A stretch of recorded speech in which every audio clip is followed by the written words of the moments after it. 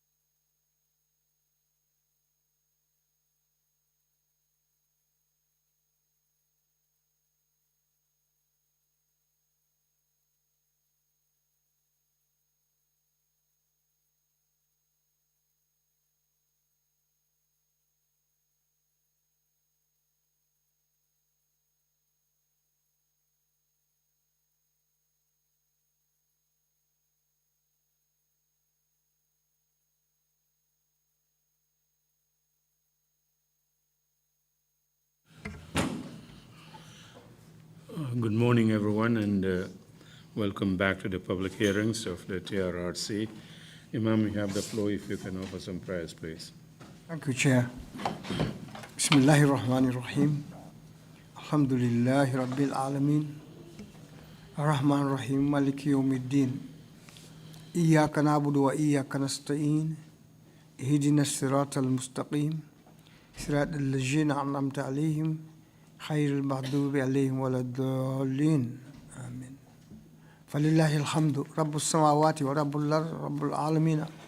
وله الكبرياء في السماوات والأرض وهو عزيز الحكيم بحرمة اللهم صل وسلم وبارك على هذا النبي الكريم سيد سند العظيم ذو القلب الرحيم سيدنا محمد وعلى آله وصحبه وسلم تسليما ربنا آتنا في الدنيا حسنة وفي الآخرة حسنة وقنا عذاب النار سبحان ربك رب العزة عما يصفون وسلام على المرسلين الحمد لله رب العالمين الحمد لله رب العالمين آمين. Amin. Shukran, Imam Jallo. Bishop, you have the floor, please. Thank you, Chairman. Gracious and eternal Father, you have created each and every human being in the face of the earth in your image and in your likeness. We continue to ask that you pour your Spirit upon each and every one of us. Grant us the spirit of patience, the spirit of humility, the spirit of kindness, the spirit of meekness, the spirit of tolerating one another, and of respect to each and every human person that we do come across on a daily basis. We continue to submit the witness of today to you. And we pray, Lord, that your Holy Spirit will be with the witness or witnesses that we shall be hearing today. Grant them the courage to be able to speak the truth, and grant the commission the discerning spirit to discern between truth and falsehood. And also we pray for the populace in particular and those in the diaspora and the international community. Lord, grant them a double ample of patience, doses of patience, so that they will allow the due process to take its proper course. And at the end of the day, you shall grant each and everyone what they deserve. This we ask through Jesus Christ our Lord. Amen. Amen. Thank you very much indeed, Bishop Odiko. We are sorry for the late start of our meeting this morning. We were working on some logistics before. Council, if we're ready to continue with the witness, please proceed. Good morning, Mr. Chairman, commissioners, and members of the audience. We are ready to proceed with the witness from yesterday. The witness is being ushered in. Thank you. Thank you.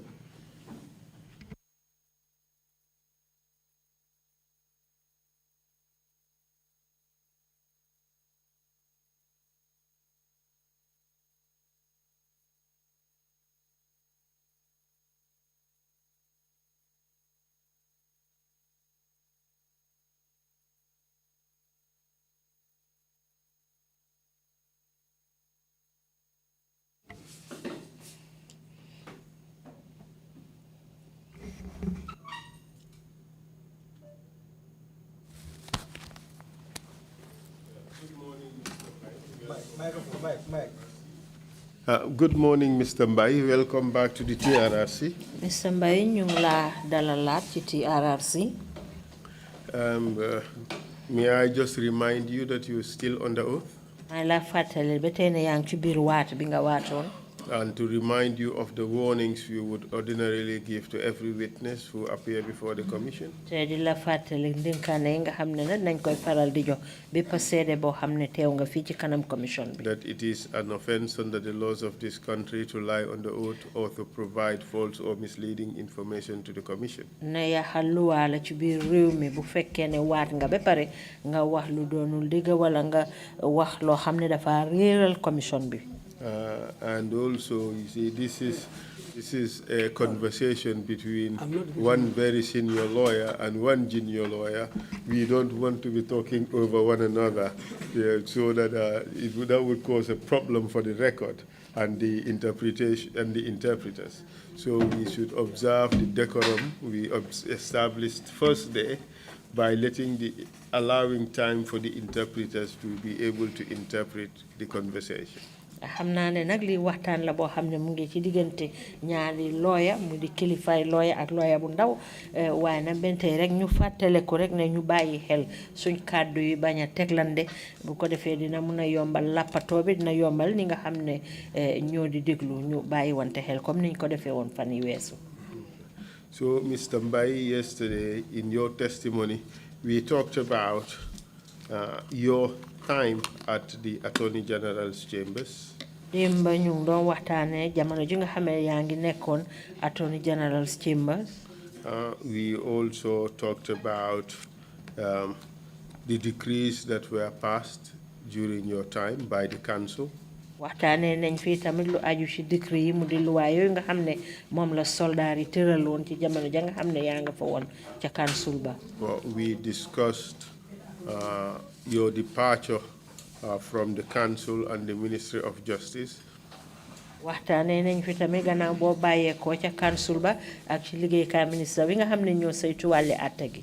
And you're being taken to the Algali Commission and the consequences that followed. ak ñi nga xam ne ñoo di kilifay jàmbur yooyu ñu taxawaloon ñuy gëstu ci mbiri Algali commission bi. And the consequences that followed. ak leneen xew-xew yi nga xam ne nag moo toftal loolu. In particular, the loss of your property. surtout nag jamono yi nga xamee ne nangu nañ sa kër gi. We also talked about your arrest in Farafenni. waxtaanee nañ di mbay tamit lu aju ci jàppa bañ la jàppoon ca Farafenni. That was years later. loolu nag ay at la gannaaw bi. And also the final ultimate return of your property to you. ak it gannaaw gi nag ca mujjantiir ba nag ñu far la delloo sa kër googu nga xam ne moom lañ nangu woon. We also talked about the tax commission. wax nañ lu aju tam ci commission bi muy jàmbur yi nga xam ne ñoo doon saytu mbiri naama yi. And the initial finding that was made against you. ak it ca njëlbeen ni nga xam ne moom lañ la tegoon ne danga ko war a fay. And how you were able to make recourse to the judicial process to have that finding finally overturned by the appeals court. ci mujjanteel ba nag gannaaw gi nag nga fexe ba dàppelaat àtte boobu nga xam ne moom lañ waxoon ne danga waroon a fay foofu ca àttekaay boobu. And also we talked about the audit that was done by the GRA, wherein they found that you in fact overpaid tax by 65,000. gannaaw bi sa waxtaanee nañ GRA mu di bunta bi nga xam ne ñoo taxaw wàlli fayeeku naama yi gëstu yi nga xam ne defoon nañ ko ci sa mbir ba sax ñu mujjee gis ne sax ndaxam sax yow yaa leen fayoon sax lu ëppa.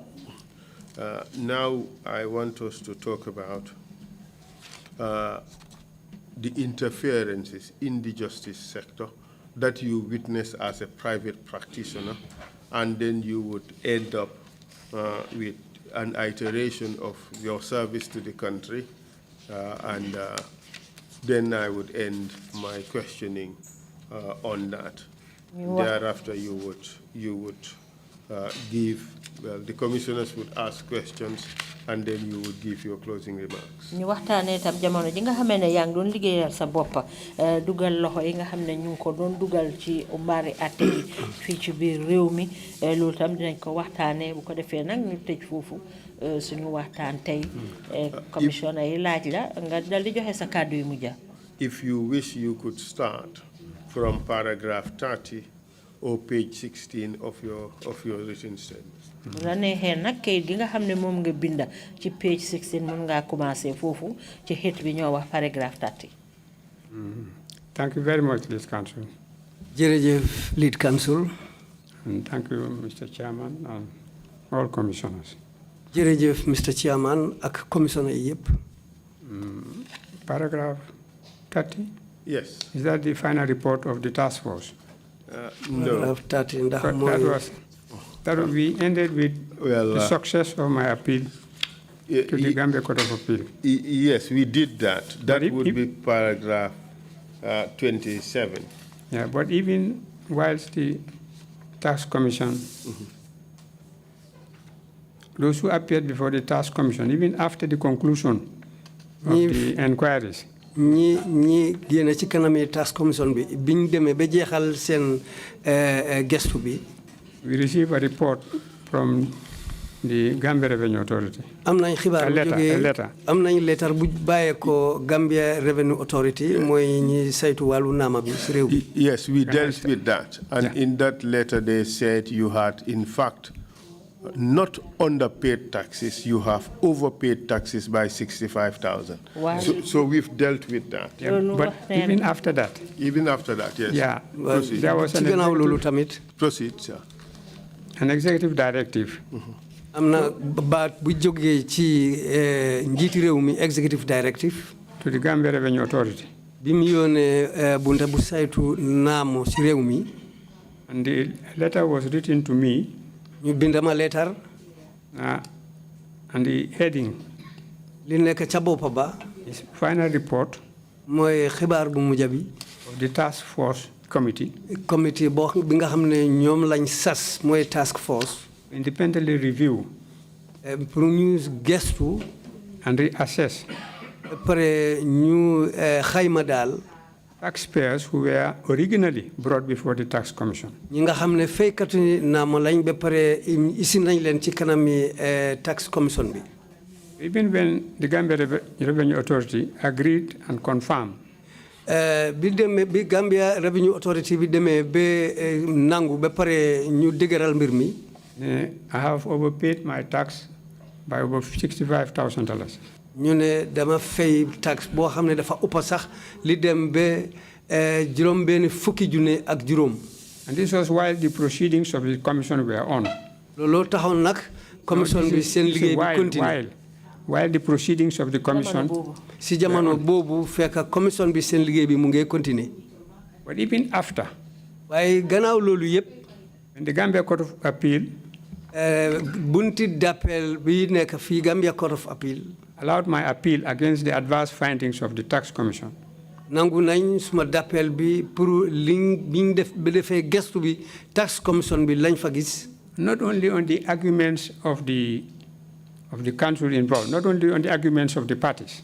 nekkul rek ne li waxtaan bi ni demee parti yi fa nekkoon seen waxtaan bi ni mu demee. Their judgment was not based on the arguments submitted before the court. ñoom niñ dogalee mbir mi nekkutoon ci kaw ni ko àttekaay bi dogee. We had prepared our briefs of argument. dañ pareel ay waxtaan yoo xam ne loolu lañ pareeloon pour wax bi. loolu lañ bindoon ci kayit. loolu lañ bindoon waaw ci kayit waaw. Our argument, my lawyers, Aida Drame and co. moom lawyers. moom lawyer bi Aida Drame ak ñim àndal ak ñoom seen lawyer yi. When we prepared everything ready to argue before the court. ci lañ pareel lu nekk pour taxaw ci kanami court bi nag bu waxtaanee ko. When we went to court, prepared to fight our appeal. ci lañ soog a pare pour dem court pour xeex suñ wax bi pour d'appel bi ni mu war a demee. The Attorney General came to court and conceded the appeal. There was no need even to argue. They conceded my appeal. Attorney General bi moom si boppam ñëw na ci bunti àttekaay bi te nangu na suma d'appel bi. When I said Attorney General, I mean the lawyers who represented her at the court. su ne Attorney General nekkul ne moom si boppam waaye lawyer yi ñëw pour teew pour turam ñooñu la moo wax. The Court of Appeal set aside the findings of the commission. Court of Appeal mooy bu àttekaay d'appel bi ci lañ tëral ñoom commission bi lañ génne.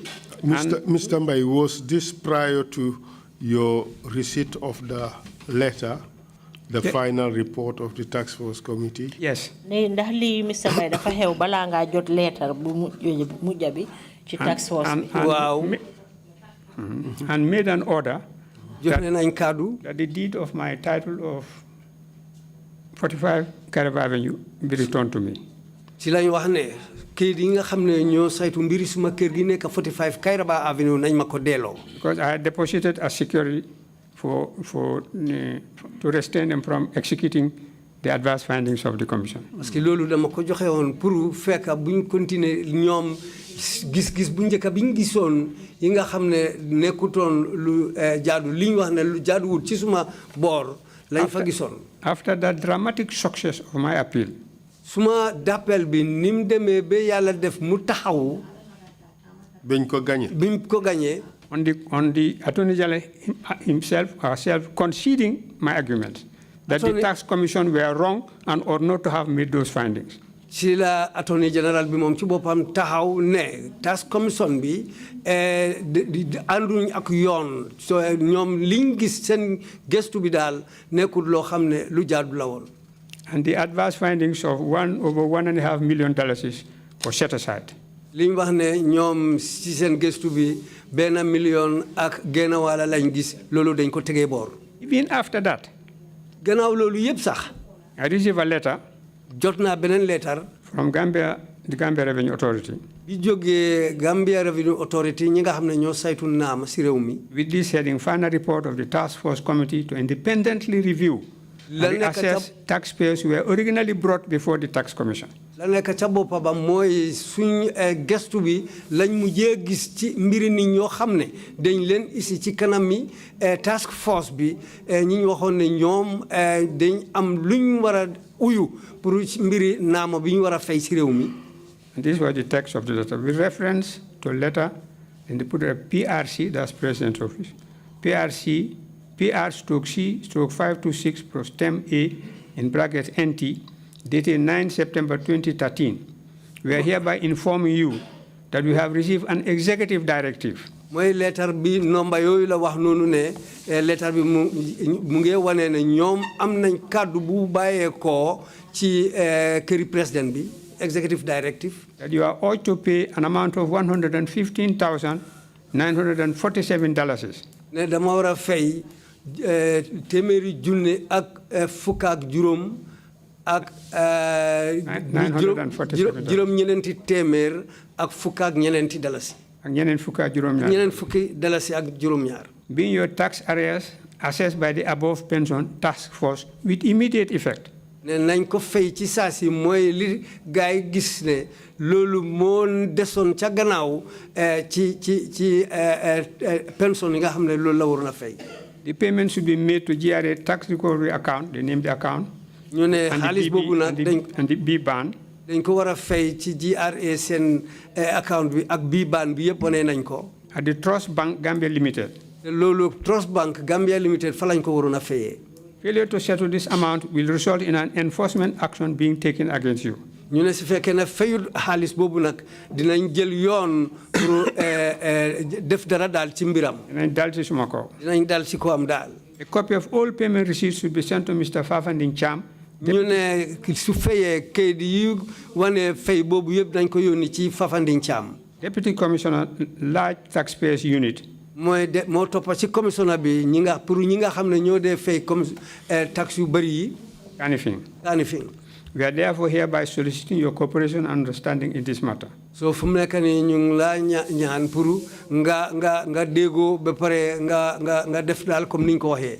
Counting on your usual cooperation. ñu ngi yaakaar ne daal di nga ànd ak ci li ñu wax nii. As I've said, the date of it is 9 September 2013. loolu lettre boobu juróom-ñeneenti September 2013 la woon. I think whilst my appeal was still pending at the court. fekk nag suma d'appel bi ma binda boobu mu ngi taxawagum. Yours faithfully, Ansumana Tarawale, Commissioner General. ki ko bindoon mooy Ansumana Tarawale moo nekkoon njiiti bunti liggéeykaay boo xam ne ñoo saytu naamo si réew mi. Copy to Secretary General, Minister of Presidential Affairs. yónnee nañ lettre bi tamit ca Secretary General ki nga xam ne tamit moo saytu mbiri président bi si réew mi.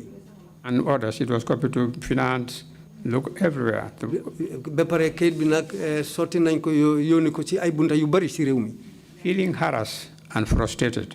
loolu nag nekk na li nga xam ne gëtal na ma ba pare daal loolu daal xatal na ma. And to bring a closer to this matter without admitting liability or prejudice to my appeal. pour isi lii ni moo mun a jeexee wala ni mu ko defee fekka isi leneen texatexa ci suma mbir. In the Gambia, that without admitting liability, I paid it without admitting liability. dama fay feka nanguma bor tamit or prejudice to my appeal in the Gambia Court of Appeal. feka tamit nekul lo xamne dafa yaxasuma taxawal ci Gambia Court of Appeal moy bunti d'appel bi nek bi rew mi with the said demand and paid the sum of $115,974 as requested to the GRA tax recovery account number at the Trust Bank and deposited copies of the payment receipts to Mr. Fafandin Cham, Commissioner, Deputy Large Tax Unit, Kanifing. Ni ko waxe won xaliss bi téméri junne ak fukk ak juróom ak juróom ñeneenti téeméer ak ñeneen fukk ak juróom ñaari dalasi naa ko fay ba pare kayit yi ñoo jëlee ci loolu nañ ko jox Fafanding Cham ki nga xam ne mu ngi liggéey GRA te saytu mbiri naamo yi. The Attorney General considered my appeal and the findings of the Commission against me were set aside. Attorney General nangu na suma d'appel bi ba pare commission boobu lañ gis ci seen gëstu bi dañ ko tegee boor. My lawyers, Aida Drame, wrote to the Deputy Commissioner General, Gambia Revenue Authority. Suma lawyer bi Aida Drame binda letter bi dem ci Commissioner General ci bunti GRA. Dated 21 June 2016. Mu ngi ñu ko binda ñaar fukki fan ak benn ci June 2015. Demanding repayment of the said sum of $115,974 without further delay. Fekka ñu ngi laajte ne na fay juróom to refund the money, to pay back the money. Pour mu delloo xaalis bi mu fayat ko li nga xam ne dem na ba téeméeri junne ak fukk ak juróom ñeneenti téeméer ak juróom fukk ak ñaar. The Deputy Commissioner General, by letter dated 7 September 2016. Ci toppa Commissioner General kooku tam bind la letter boo xam ne septembre lañ ko binda 2016. Pointed out that according to Section 224 of the Income Tax and Value Added Act. wane na ne sarta ak loi yi ñu taxawal mooy section ñaata 224 ci seen wàllu Value Added Tax Act. ci ñu taxawal pour income added tax mooy yokkute bi am ci mbiri naamo yi.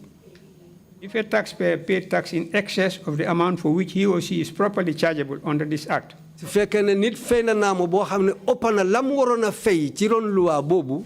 May apply to the Commissioner General for a refund of the excess.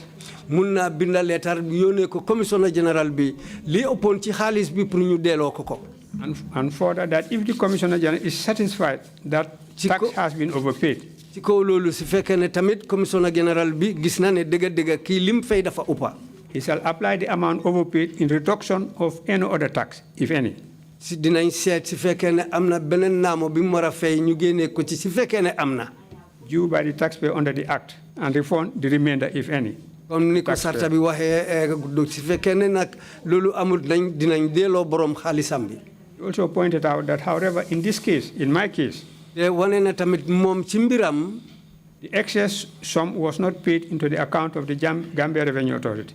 xaalis bi mu wax noonu ne moom la war a fayuñ ko woon ci account bi account GRA. Therefore, the Gambia Revenue Authority could not pay over to me the said overpaid sum.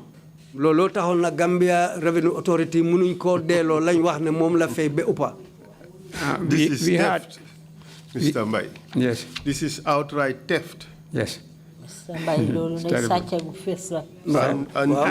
And it was the same thing before the Algali Commission. The same adverse finding, $1.5 million, as was done by the Tax Commission of 2012. Almost the same amount. Limbi lañ gisoon biñ gestoon bu njëkk bi ci Algali Commission. It is that amount that led to my eviction from my property. Loolu moo taxoon. And when the tax came 2012, they came to the same amount, almost, and then they described me as a notorious evader of tax. loolu moo taxoon bu njëkk bi ñu génnee ma suma kër bi mu ñëwee nii tamit si ñaareel bi gaay naan man dama miin di bañ a fay tax. That was why. looloo taxoon. when Alhaji Gabi Sosé. ba Alhaji Gabi Sosé. expressed to me. bi ma waxee ne. intention to sell a Kotu property.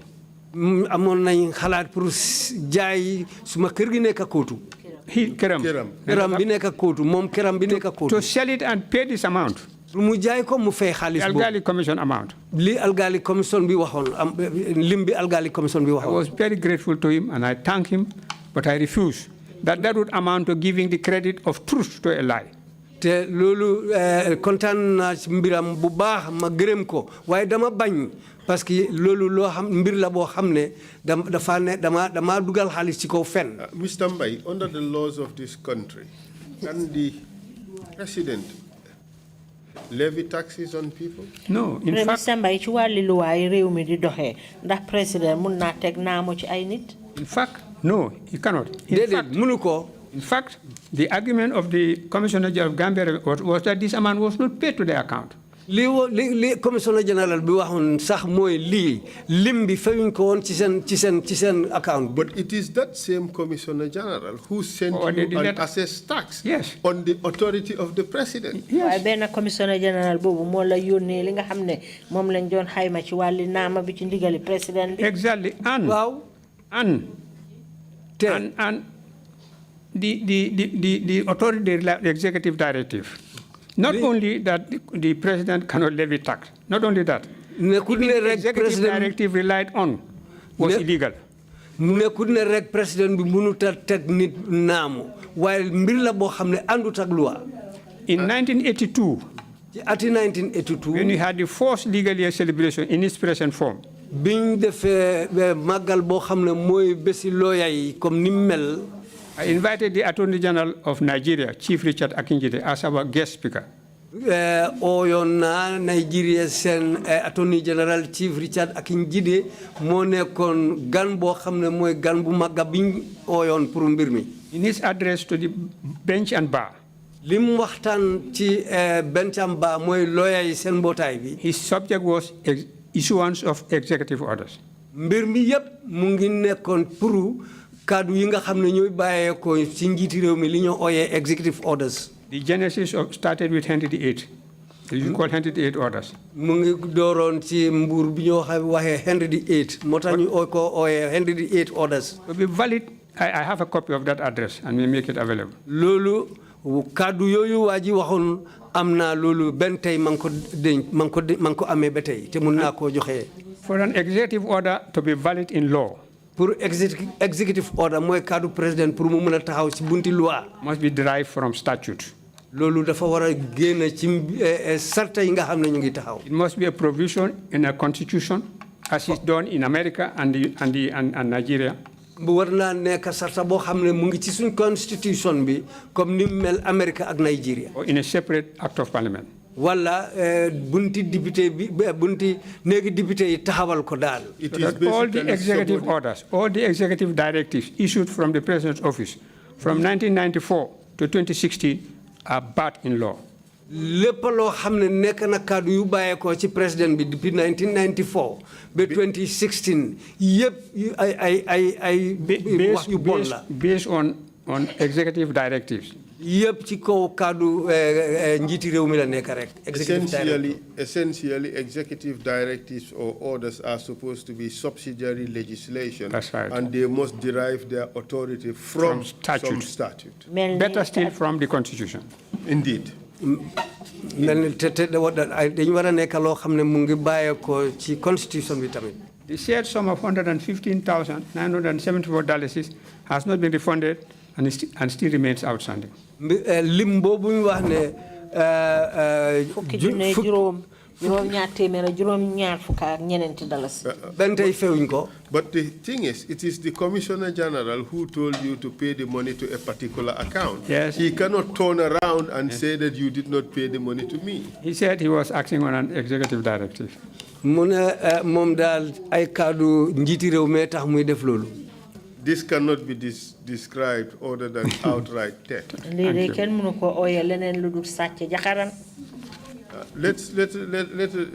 Have you considered filing an application before? No, I have not yet. And I learned in the Jane Commission proceedings. That's all those who paid money under this executive directive ñëpp ñi nga xam ne fayoon nañ xaalis ci kaw kaddu yi nga xam ne ñooy executive directive yooyu. And those monies paid to that special account of the trust bank. te xaalis yooyu yëpp ñi nga xam ne fay nañ ko ci account boobu bunti trust bank. That account didn't go to revenue. te xaalis boobu boole wuñ ko ci naamoy de. Where did it go? It went to the president. xaalis bi yëpp ci président bi la dem. Who was that? kan la woon. Yaya Jammeh. Yaya Jammeh. Yaya AJJ Jammeh. Yaya AJJ Jammeh. In a sense, he levied taxes on people and stole the money. Yes, and on the pretense of an executive directive which was illegal. te loolu yëpp mu ngi ko def ci kaw kaddu yoo xam ne ci président bi la jógee te li nga xam ne àndut ak loi. But what's baffling is that this tax commission basically targeted professionals, mainly lawyers, yes, but also other professionals. Yes. They didn't go to court to fight this? Well, I fought and I was the only one who succeeded. man de suma mbir dama ko taxaw xeexa ñoom ci court bi ci bunti attekaay bi te man yàlla dimbali la ma. Some unfortunately failed because they argued that the tax commission had no jurisdiction. ñeneen ñi nag seen mbir mënut a dem parce que dañu wax ne tax commission bi amut ci doole. And when they failed and they appealed all the way to the Supreme Council, they didn't succeed. ñu binda ba affaire bi dem ci Supreme Council bi waaye daal mënut a taxaw. Supreme Court bi mënut a I didn't argue that the tax had no jurisdiction. I said that their findings were wrong in law and in fact. Man waxuma ne werante ma ñoom ne lii amuñ doole bi pour def ko man waxuma leen loolu. Just to recap. Pour fàttaleku la rek. At the time of accepting to serve as Attorney General and Minister of Justice. waxtu bi ma nangu pour jël liggéey bi nekk Minister of Justice. I was 52 years old. fekk ma ngi amoon juróom fukki at ak ñaar. With 7 children. fekk ma ngi am tamit juróom ñaari doom. 6 sons and 1 daughter. doom yu góor juróom benn ak benn doom bu jigéen. 3 of my sons were attending university in England. ay suma ñetti doom a ngay jànga University England. 2 sons at high school in the Gambia. fekk ñaara ngay dem high school Gambia fii. And the remaining son and daughter in private school also here in the country. benn doom bu góor bi ak suma doom bu jigéen bi ñoom ñu ngi dem ci private school mooy school boo xam ne dañ taxawal seen bopp ci Gambia fii. I was enjoying a successful law practice. fekk suma liggéey bi si liggéey bunti loi mu ngi àndoon ak yoon ba pare yàlla ma si jàppale woon. And a pillar to my extended family. ma nekk ku dëgër ci suma bunti njaboot ji. In the village. ak ci dëkki kaw bi tamit ci kaw bi. I was very happy, looking forward to a bright future. maa ngi kontaanoon maa ngi yaakaaroon ne suma ëllëg dina baax. And the success of my family. ak te ba pare suma njaboot dinañ am yokkute ak jëm kanam. Which I was working very hard to achieve. te loolu maa ngi doon di liggéey pour mun a am loolu. But the experiences since accepting office to serve as Attorney General and Minister of Justice. waaye depuis bi ma jëlee liggéey boobu nekk Chief Minister of Justice ak Attorney General.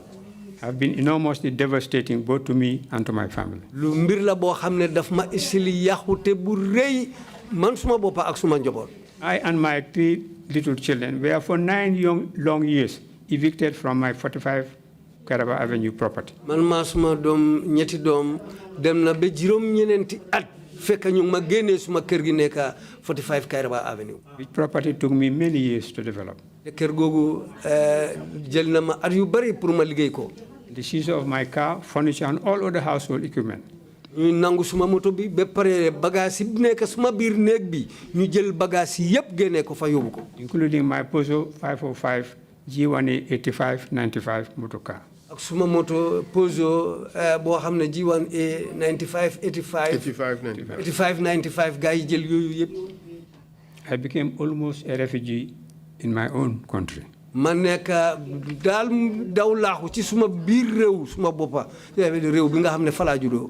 But for the compassion, generosity, hospitality, kindness, and sympathy of Alhaji Basiru Jawara and his family. Alhaji Basiru Jawara ci kaw mbaaxam yërmande bi mu am ak taxawaay bu baax bi mu am pour man dimbal bi mu ma jox loolu moo ma sowee. And the entire staff of Fajara Hotel. ak liggéeykat ya nekkoon yëpp Fajara Hotel. There are not enough Basiru Jawaras. yàlla ak Basiru Jawara. There are not enough Basiru Jawaras. waaye amuñ Basiru Jawara yu doy. I therefore say loud and clear. loolu dinaa ko wax ba mu set ci kaw. The worst civilian government is better than the best military government. nguuri civil boo xam ne moo gën a bon moo gën nguuri soldat boo xam ne moo gën a baax. On that issue, I recall, Mr. Mbai, your interview with BBC. ci kaw loolu Mr. Mbai tax na ma fàttale ku interview bi nga def BBC. You did say, wax nga fa ne.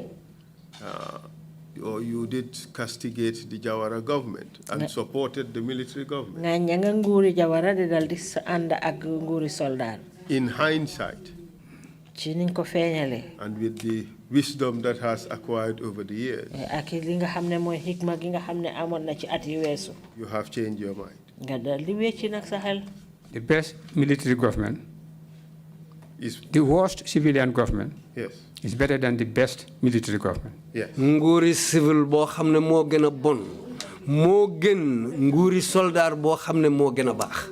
In effect, the Jawara government is miles better than the Jammeh government. Including any other civil government. Including any other civil government. The best of any other civil government is better. Is the best of any other, the worst civil government. Whatever country, Jawaras or others, is still, in my opinion, better than the best military government. Comme ni ma ko gisee man suma xel muy Jawara muy yeneen nguur yoo xam ne nguuri civil la nguuri civil bu gën a bon moo gën nguuri soldat bu gën a baax. Admittedly. Wow. Admittedly and objectively, we must however accept that certain developments for the country have been achieved. waaw waaye ci kaw loolu yëpp mën nañoo wax ne am na ay yokkute yoo xam ne am na si réew mi. Especially in health. bunti wérgu yaram. Communication. ak bunti jokkoo bi. Agriculture. bunti mbéy mi. And education. ak bunti njàng mi. And one shining example is the establishment of the University of the Gambia. benn loo xam ne mun nañ ko jël mu nekk loo xam ne mandarga la mooy université biñ am si réew mi. Especially the law faculty. surtout bunta boo xam ne fa la nit ñi di jàngee mbiri loi. The School of Medicine and Allied Health Sciences. ak njàngu boo xam ne fa la nit ñi di jàngee mbiri faj ak yu demee noonu. And the Gambia Law School. ak jàngu boo xam ne fa la nit ñi di jàngee mbiri loi. Now we produce our own doctors and lawyers. fu mu nekk nii biir réew mi fii ñu ngi jàngal suñu lawyer yi ak suñu docteur yi biir réew mi fii. In communication, we must acknowledge that the new airport. si bunti jokkoo bi mun nañoo wax ne airport bu es bi. Gambia Radio and Television Services. bunti GRTS Gambia Radio and Television Services. And the network of roads are remarkable. ak yoon yi ñu jagar tamit yoon yi ñu jagar tamit yoon yu baax lañ. And regardless of the Gambia Revenue Authority's opinion, has enhanced the better. Has enhanced the better, greater, and more efficient collection of revenue than ever before. Gannaaw GRA seen taxawaay bi waaye nag yokkute am na ni ñoo dajalee naamu bi si réew mi. But Yaya AJJ Jammeh. waaye Yaya AJJ Jammeh. Like Pharaoh. Comme ni Firawna Pharaoh. Became enormously greedy, selfish, and wicked. ci mujjee bi dafa ñëw buggee muy xalaat boppam rek ba pare amul xalaat pour keneen amul yërmande. It was brutal. nekk na nit koo xam ne ku bon la woon. And defined that power corrupts and absolute power corrupts absolutely. comme ne wax bi ni moo demee doole bu ëppa daf dee yàq nit. And that is all the more we became increasingly intolerable to each other and had to part so early and with all the glaze of adverse publicity against me. looloo tax nag ci diir bu gàtta ma jógee foofu ak wax yu bon yi ñëw wax yépp ci suma mbir man. The inherent nature of the Office of Attorney General and Minister of Justice. office boo xam ne mooy office mooy ministre bu saytu aate ak luwaay si réew mi. Made the situation more difficult. loolu tax na sax ba mbir mi gën a naxari. As John Payne Collier in 1687. comme ni John Payne Collier 1787 nim ko wone rightly points out, wax na ne quote, ni koku waxe of all offices in the gift of the crown, office yep ñi nga xamne ñu ngi ci ron crown bi, that of Attorney General is perhaps least to be coveted. bu Attorney General bi moy bunta bo xamne mom la nit ñi di mo nekk mbir dal bo xamne nit ñi dal buguñ ko. Whether the government be popular or unpopular, muy nguur boo xam ne am nañ tur bu neex wala amuñ tur bu neex. the person filling that place can scarcely avoid being the object of general dislike. nit ki nekk ci place boobu si fekkee ne mun naa am yoon fekk ne nit ñi duñ ko bañ. His hand can be said to be against everybody, and everybody's hand against him. mun nañoo wax ne moom loxoom daal ñëpp la bañ ba pare nit ñi yëpp seen loxo moom lañ bañ. That is the end of that quotation. This was the opinion of Payne in 1787. lii la waa ji waxoon ci ati 1787. And with this TRRC, ak TRRC bii nii. the rest of the country, ak réew mi yëpp. I also say never again. man tam maa ngi wax ne bum amati. Now we come down to the judiciary. léegi ñu ñëw ci judiciary mooy bunti atekaay yi nekk si biir réew mi. Attorney General Chambers and Ministry of Justice. Attorney General office am ak bunti ministry boo xam ne ñoo saytu atey. Before coming to that, I want to pay tribute. Balaa maa egga foofu waaye bëgg naa wax yoo xam ne. To the eminent jurists. ci mbir ñoo xam ne ñoom ñooy atekat yi. And distinguished judges. ak ñi nga xam ne ñoom ñoo dee seet ate yi. From across the continent of Africa. ci réewi nit ñu ñuul yëpp. Who came to the Gambia. ñi nga xam ne ñëw nañ Gambia. Invariably on technical assistance from their countries. te day ñëw fii pour joxe ndimbal ci bunti liggéey te seen réew yee leen yónnee pour ñu ñëw liggéey fii. Help us build the judiciary and the Attorney General's chambers. pour gars yi dimbale ñu taxawal bunti atekaay bu jaadu ak Attorney General office am. I will not be able to lim them all. mënuma leen a lim ñoom ñëpp. But the names that immediately come to mind include. waaye tur yi nga xam ne mun naa ko fàttaleku ci taxawaay bi mooy. Justice E.O. Ayola. Justice E.O. Ayola. Mr. Chair and Mr. Bai, may I ask for this down of just 2 minutes? Okay. Thank you.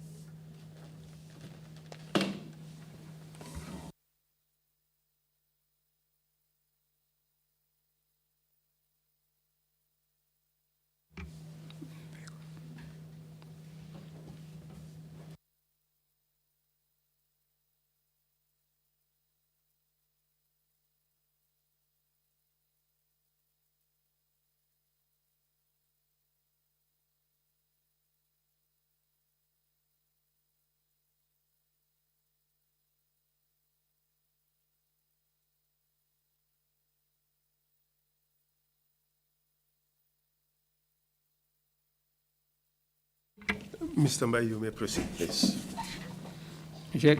The distinguished jurists and judges from across the continent of Africa.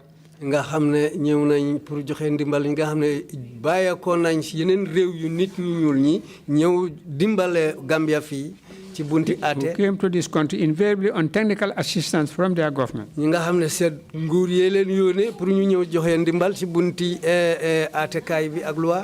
And they helped to build the judiciary and the Attorney General's chamber. ñoom ñoo joxe ndimbal pour taxawal bunti attekaay bu jaadu si réew mi ak Attorney General's chambers bari nañ. Many of them. Bari nañ. From Nigeria. ñi am na ñu bàyyeekoo Nigeria. Ghana. Sierra Leone. Zambia. Malawi. Pakistan.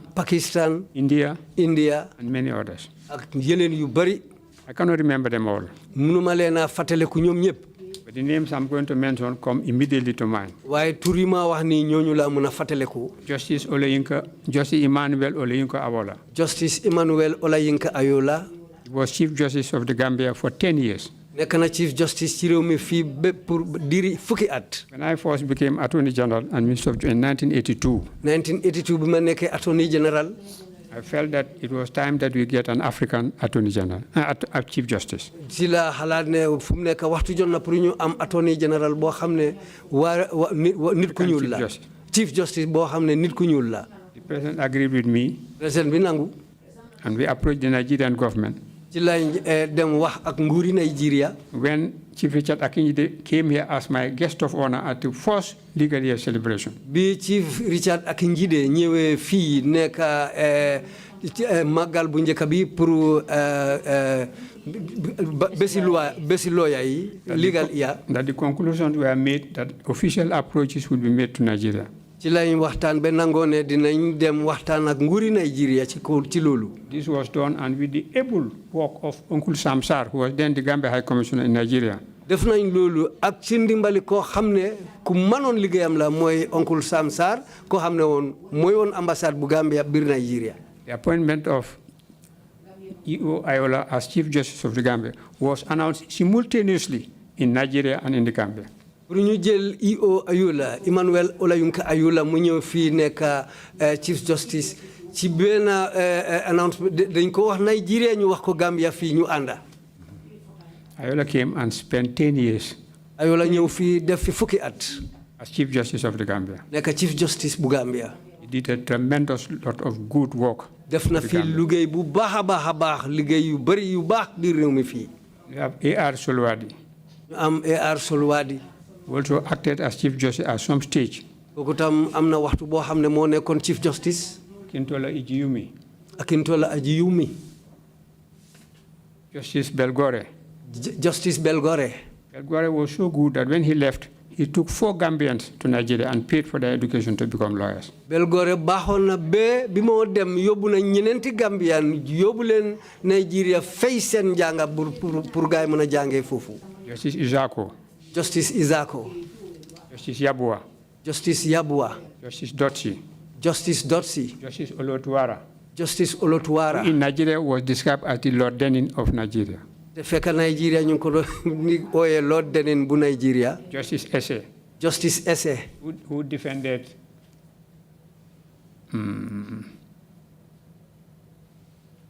the laureate, the Nobel laureate,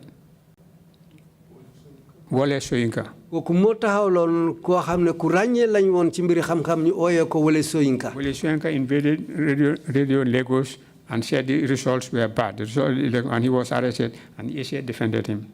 moom moo demoon radio Nigeria wax ne results si ci élection bi baaxutoon waaye ñu jàppa ko waaye justice bi mu wax ne moo ko taxawal ci àtte bi.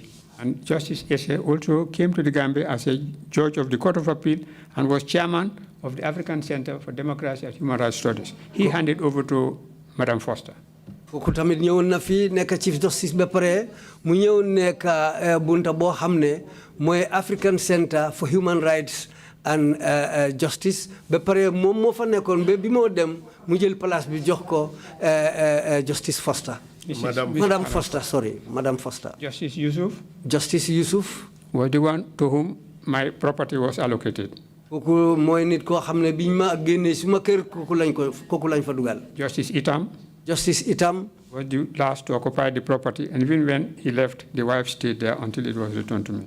kooku tamit nekk na suma biir kër ba ba mu demee mu bàyyi fi jabaram jabar ji suma kër la nekkoon ba kooku tamit ba mu demee. But objectively, that has nothing to do with the performance he did as a jurist in this country. waaye loolu amul dara lim def ak liggéey bi mu def fii ci bunti luwaa si réew mi fii. Justice Yahya. Justice Yahya. Was in fact called back to serve in the Supreme Court until when Gambians were appointed to take the place. Koku liggéey na fi bem dem ñu oyaat ko mu delsi liggéey bunti Supreme Court ba waxtu bi oyé waa réew mi ñu ñëw dugga ci place bi. There are many others who came from Nigeria. Ak ñeneen ñu bari ñi nga xam ne Nigeria lañ jógee ñëw fii. Ghana had PD Anin. Ghana PD Anin jógee na fa. Who was in the Court of Appeal. Nga xam ne woon ne mu ngi woon ci àttekaay d'appel bi. With Justice Ayola. Moom moo Justice Ayola. Justice Livis Luke was the Chief Justice of Sierra Leone. Justice Livis Luke moom nekkoon na Chief Justice bu Sierra Leone. Livis Luke. Livis Luke. Yeah.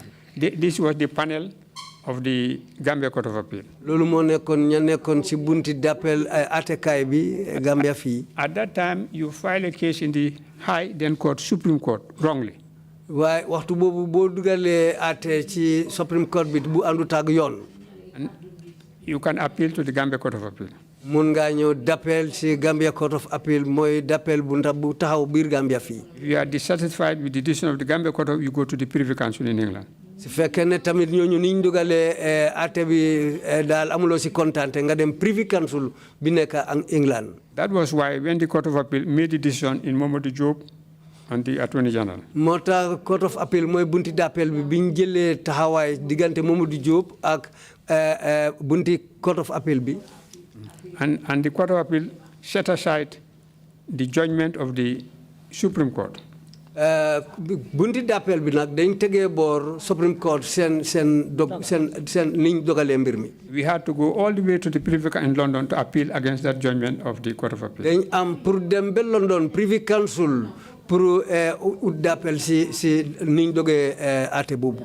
Hassan Diallo and I, as Solicitor General, prosecuted that appeal before the Judicial Committee of the Privy Council. moom moo ak Hassan Diallo ak Attorney General ñoom ñoo def d'appel boobu ci àtte boobu. And the case is reported in the Commonwealth Law Report. àtte boobu ñu ngi ko binda ci Commonwealth seen xibaar yi nga xam ne ñoo loolu lañ dee tënka pour mbiri loi. And the Supreme Court allowed some part of our parts of the appeal, but not all. waaye Supreme Court bi nangu nañ ay fànn ci suñ Privy Council bi nangu nañ ay fànn ci suñ d'appel bi waaye jëluñ yëpp nag. Now, because of this unsatisfactory situation, comme ni mbiri ni ñu demee rek nekkutoon loo xam ne baax na lool. accepting the anomaly pour jël li nga xam ne jaaduwutoon. that our court, which is called Supreme, is not Supreme. suñ court bi ñoo xam ne bi ñoo ooyee Supreme nekkul lu Supreme nekk mooy bu kowee. And the Gambia shared that anomaly only with Australia. Gambia loolu ni mu mel fii ni mu bonee woon Gambia ak Australia rek ñoo nuróole loolu. We decided ñun ñoo jël taxawaay. to restructure our court. pour ñu taxawalaat suñ bunti àttekaay. That is why Supreme Court became High Court, as is proper. looloo tax Supreme Court ñu suppali ko mu nekk High Court mooy bunti àttekaay bu gën a kowee. From the High Court, you go to the Court of Appeal. soo jógee ci High Court nga dem ci bunti d'appel mooy Court of Appeal. And from the Court of Appeal, you go to the Supreme Court. soo jógee bunti d'appel bi Court of Appeal nga dem Supreme Court. That should be the proper process. loolu noonu la waroon a mel. And structure of the court. te bunti àttekaay noonu lañu war a toppalante. And that would make irrelevant going back to the Judicial Committee of the Privy Council. loolu dina tax du jar sax nga delluwaat si bunti Privy Council bi. Humbly. waaw li comme li ànda daal ak wàccee li koo xam ne dafa wàccee boppam. I say humbly, I want to say that I initiate that development in our judiciary. comme ni ma ko waxee nekkul pour màggal suma boppam waaye man loolu man maa ko door ci suñ bunti àttekaay. Having paid tribute to all this, I said in Sierra Leone, Gelega King, Justice Gelega King. Sierra Leone tamit am na ku fa jógee Gelega King. Justice Brown Mark. Justice Brown Mark. Justice Robin Coker. Justice Robin Coker. And many others. ak ñu bëri. Zambia, Justice Chomba. Zambia, Justice Chomba. Justice Chomba was president of the Court of Appeal here. moo nekkoon président ci suñ bunti d'appel bi fii. Justice Francois. Justice Francois. Justice Francois, in addition to being a Court of Appeal judge, was also chairman of the Law Reform Commission. Justice Francois boobu nekkoon na ci bunti d'appel bi waaye nekk na si beneen bunta woo xam ne mooy Law Reform Commission mooy fi ñu defee suppaleeku ci bunti luwaay yi. who succeeded Justice P.D. Anen as chairman of the Law Reform Commission. Mo utu PD Anen ci bunti Law Reform Commission moy fiñ defé supale bobu ci bunti loi. And the two of them from Ghana produced the first research studies on the Gambia customary law. Ñom ñaar ñom ñoo binda bu njëkka pour Gambia suñ loi ada yi nga xamné liggéey nañ ko fi ñom ñaar ñoo def liggéey bobu. Years later, I will come to that. Years later, I was involved. Lolu dina ci ñëw way ay at ca kanam dugal bokon na in an EU consultancy.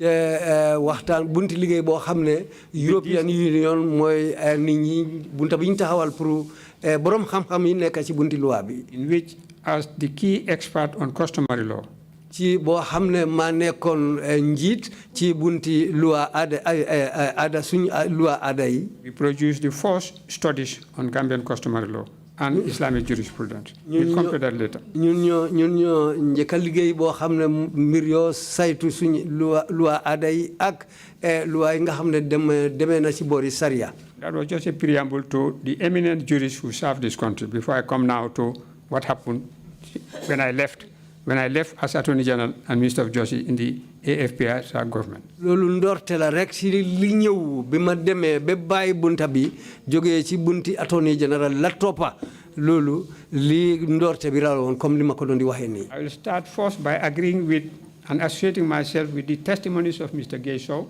Dina wax fii ne Mr. Gay Sow bi mu ñëwee fii gaaral kàddoom yi nekk seede loolu man tam ànd naa ci ak Mr. Serif Tambedou. Ak Mr. Serif Tambedou. Mr. Saliou Tal. Mr. Saliou Tal. Thierno Marena. Ak Thierno Marena. Bori Touré. Bori Touré. And Nene MC Cham. Ak Nene MC Cham. Their testimonies on the judiciary and the Attorney General's chambers and Minister of Justice. Liñ wax ci mbiri Minister of Justice ak Attorney General's chambers.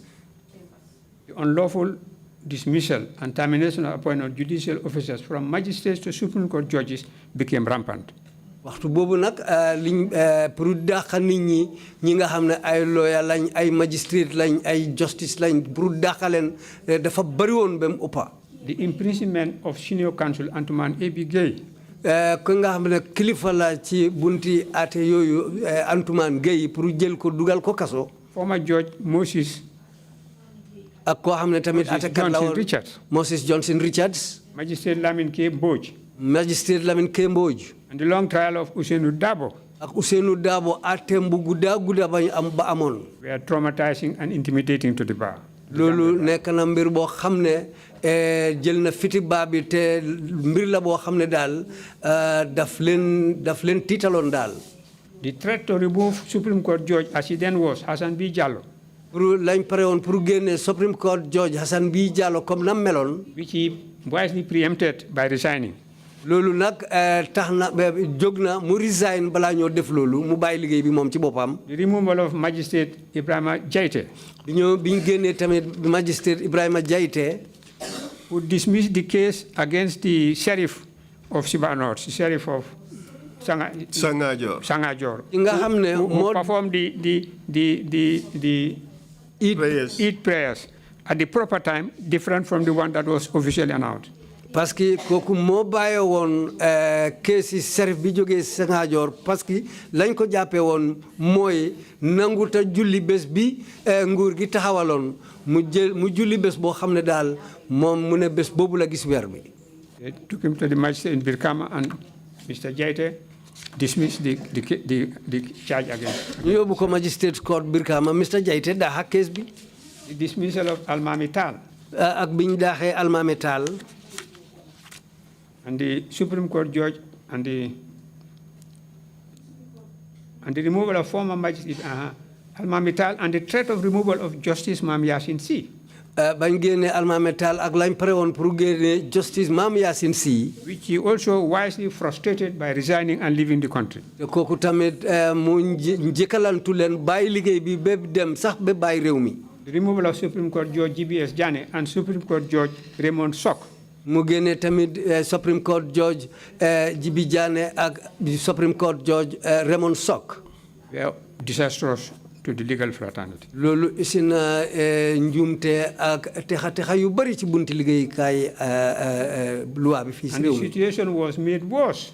Li gëna te bañ lolu yeb dafa gëna no bon With the appointment of Paul and Wowo as judges, with great havoc to the legal practitioners and litigants. Biñ jëlé Paul ak Wowo lolu isina ay texa yu bari ci bunti atekay fi. Mr. Mbai, why did you say that? Lutax nga wax lolu Mr. Mbai? Because my colleagues have called them, I don't want to give any pejorative name. Buguma joxe tur ben tur fi. My colleagues have called them mercenary judges. Parce que suma andandore ñu ngi wax ne ñom mercenary judges lañ moy ñi nga xamne xaliss lañu liggéeyal. Because they bidded the wishes of the President Yaya Jammeh. Parce que ñom Yaya Jammeh mom kadom yi rek la ñu topone. But do you agree with that appellation? Ndax ànd nga ci lolu? You see, it is not accepted now. Fu mu nekk ni ci waxtu bi lolu duñ ko dé nangu. To use like refugee judge or mercenary judge in the international scene, that sort of thing is not normally. But did these judges deserve that accolade? Yes. Ndax judge yoyu jar nañu oyé len tur bobu sédé bi ne di waaw. Now, furthermore, gannaaw lolu yépp some Commonwealth judges, amna ay judges nga xamne wala atekat yi nga xamne ñu ngi bayé ko ci bunti Commonwealth bi, including Chief Justice Brobry from Ghana. Ci la Chief Justice Brobry Boka mu ngi bayé ko Ghana. Chief Justice Chewan from Pakistan. Chief Justice Chewan mi bayé ko Pakistan. Justice Ajiman. Justice Ajiman. Justice Isako.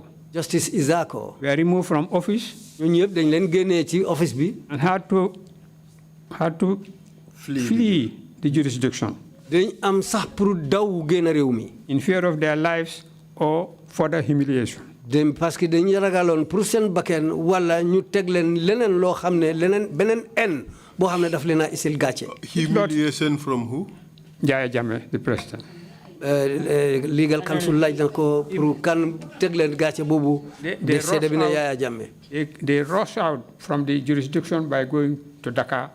Dañ teel a génn réew mi ci yàkkamti moo tax ñu jaar Dakar. Because they could have been detained and put in some humiliating circumstances. Parce que mënoon nañ leen a jàppa teg leen beneen boo xam ne daal daf leen di isil gàcce. His Lordship, the Honorable Justice A.K. Savage. Ba pare keneen mooy Justice A.K. Savage. Was the first Gambian Chief Justice. mooy doomi réew mu njëkk koo xam ne nekk na Chief Justice. Could not survive the manner and humiliation of his removal. Munuta muñ niñ ko. Could not survive. Munuta muñ gàcce biñ ko teg niñ ko génnee woon. Not survive. Munda mucci. Munuta mucca daal liñ ko tegoon. The manner, the manner and humiliation of his removal. Niñ ko génnee woon ak ni mu demee yoon yiñ jël pour génnee ko daal. daal nekk na gàcce boo xam ne mënu koo mucca. And replacement by Justice Emmanuel Ajim. ba pare ci lañ isi ki ko uutu mooy Justice Emmanuel Ajim. Justice Emmanuel Ajim, professionally, is a big jurist, an eminent jurist. Justice Emmanuel Ajim ci liggéey bi ni mu demee ku siiw la ci bunti liggéey bi. ku xarañ la. But he had already finished his term. He started in the Attorney General's chambers as Deputy DPP, and rose up to become Chief Justice. waaye fekk na waxtu dem na ba jeexal waxtum bi mu war a liggéey fii ci la dem ci beneen office nekk Deputy DPP ba dem nekk Chief Justice. But at the time of his return to Nigeria, he was in the Supreme Court. No, he was not Chief Justice then. waaye bi mu dem Nigeria fekk Supreme Court la demoon nekkul Chief Justice. No, he was a member of the Supreme Court here. Fii Gambia fii bunti Supreme Court la nekkoon. And Justice E.K. Savage was the Chief Justice. Justice E.K. Savage moo nekkoon Chief Justice waxtu boobu. Justice E.K. Savage went to Dakar. Justice E.K. Savage. E.K. Savage. Justice E.K. Savage dafa dem Dakar. E.K. Savage went to Dakar to receive his visa. dafa dem Dakar pour jëli visa bi. For Canada, where he was invited to a conference. pour mu mun a dem Canada fañ ko ooyoon pour mu teew ci benn ndaje. It was at that fateful day. ci bés boobu. The Ajim came back as a private citizen. He was no more in our court system. ci la ajim del si waat si réew mi waaye time boobu waxtu boobu nekkutoon ci bunti atekaay nekkutoon di liggéey foofu dafa ñëwoon rek comme ni nit boppam. He had already returned to Nigeria. fekk waxtu boobu ñibbi woon na Nigeria. But somehow came back. waaye nag mu del si woon na moom si boppam. On the day that Justice A.K. Savage, Chief Justice, was in Dakar to receive his Canadian visa. mu ngi tombé woon bés bi A.K. Savage demee Dakar pour dem jël visa bu Canada pour mu dem mu mun a dem teew ci ndaje boobu Canada. Ajim, as I understood it, paid a courtesy call to the president, Yaya Jammeh. comme ni ma ko déggee Ajim dafa dem rek pour nuyu dem président Yaya Jammeh. And Yaya Jammeh asked whether he has seen the Chief Justice, Savage. Yaya Jammeh laajte ndax moom gisee na ak Chief Justice Savage. And made inquiries and was told that Savage had gone to Dakar to receive his visa to go to Canada. bañ laajte mbiri Savage ñu ne AK Savage dafa dem Dakar pour jëli visa am dafa war a dem Canada. Then Yaya Jammeh just asked Ajim, do you want to be Chief Justice? so ci la Yaya Jammeh laaj Ajim naan ko ndax da nga bëgg a nekk Chief Justice. He said yes. mu ne waaw. Just that easily? noonu rek yombe. ni mu yombee noonu rek. Casually? In that case, he said yes. ci la waaw ne mu ne waaw. That spelled the removal of Chief Justice A.K. Savage. loolu moo tax nag ñu génnee Chief Justice A.K. Savage.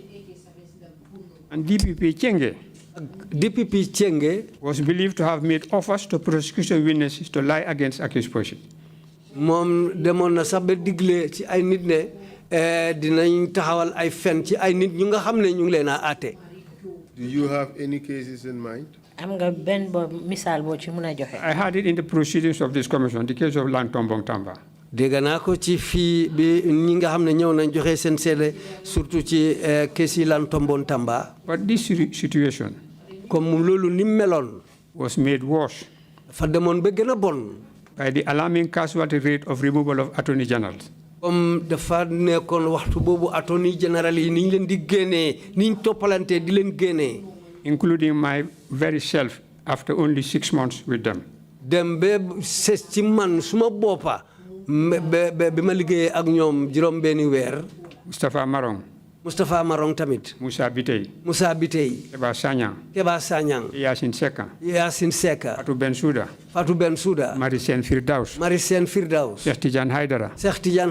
Edward Gomez. Lamine Jobaate. List goes on and on. noonu mun ngaa continuer rek di lim. All this was after I left as Attorney General. lii yëpp mu ngi am bi ma jógee foofu bunti Attorney General. I'm not claiming the credit.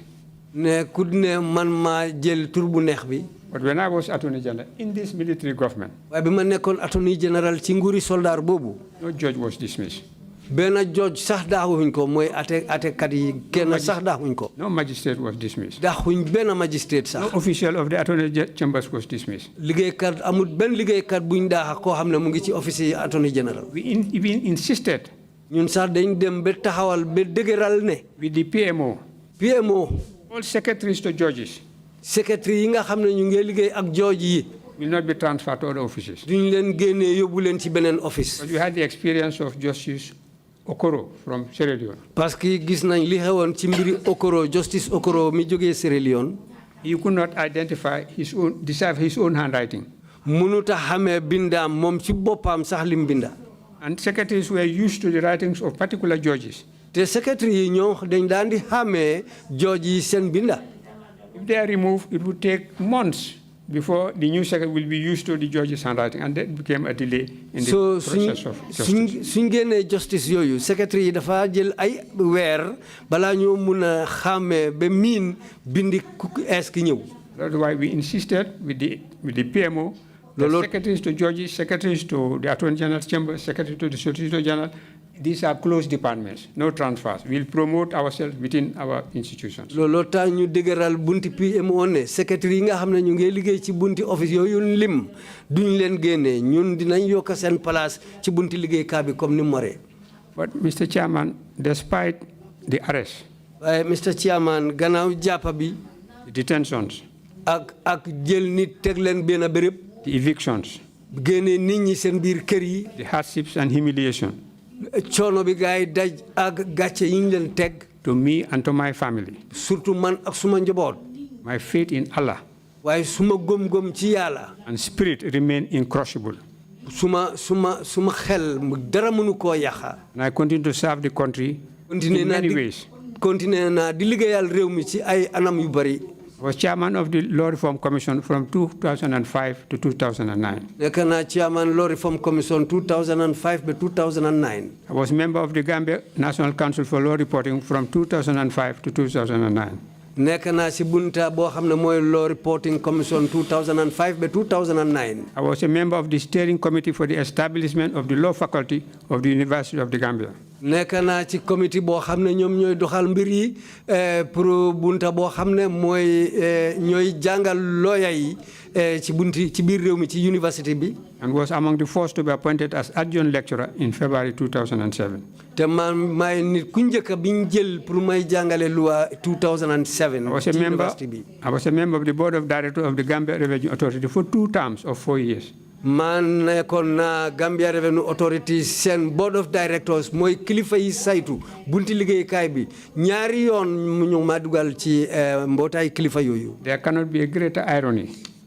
loolu mënut a nekk loo xam ne lu tuuti la loo xam ne. That I ne man was found to have owed by Justice Algali a tax liability of over $1.5 million. mënut a nekk ne man dama amee naamo bu ma fayut comme ni ko bunti Algali wane lim bi dem ba $1 million ak genn wàll. Which led to my eviction from my property, my family, my motor vehicle, and my household furniture. looloo taxoon ñu génnee ma suma biir kër maa suma njaboot ñu jël suma bagage yi néeg yi jël suma néeg bi ci suma loxo.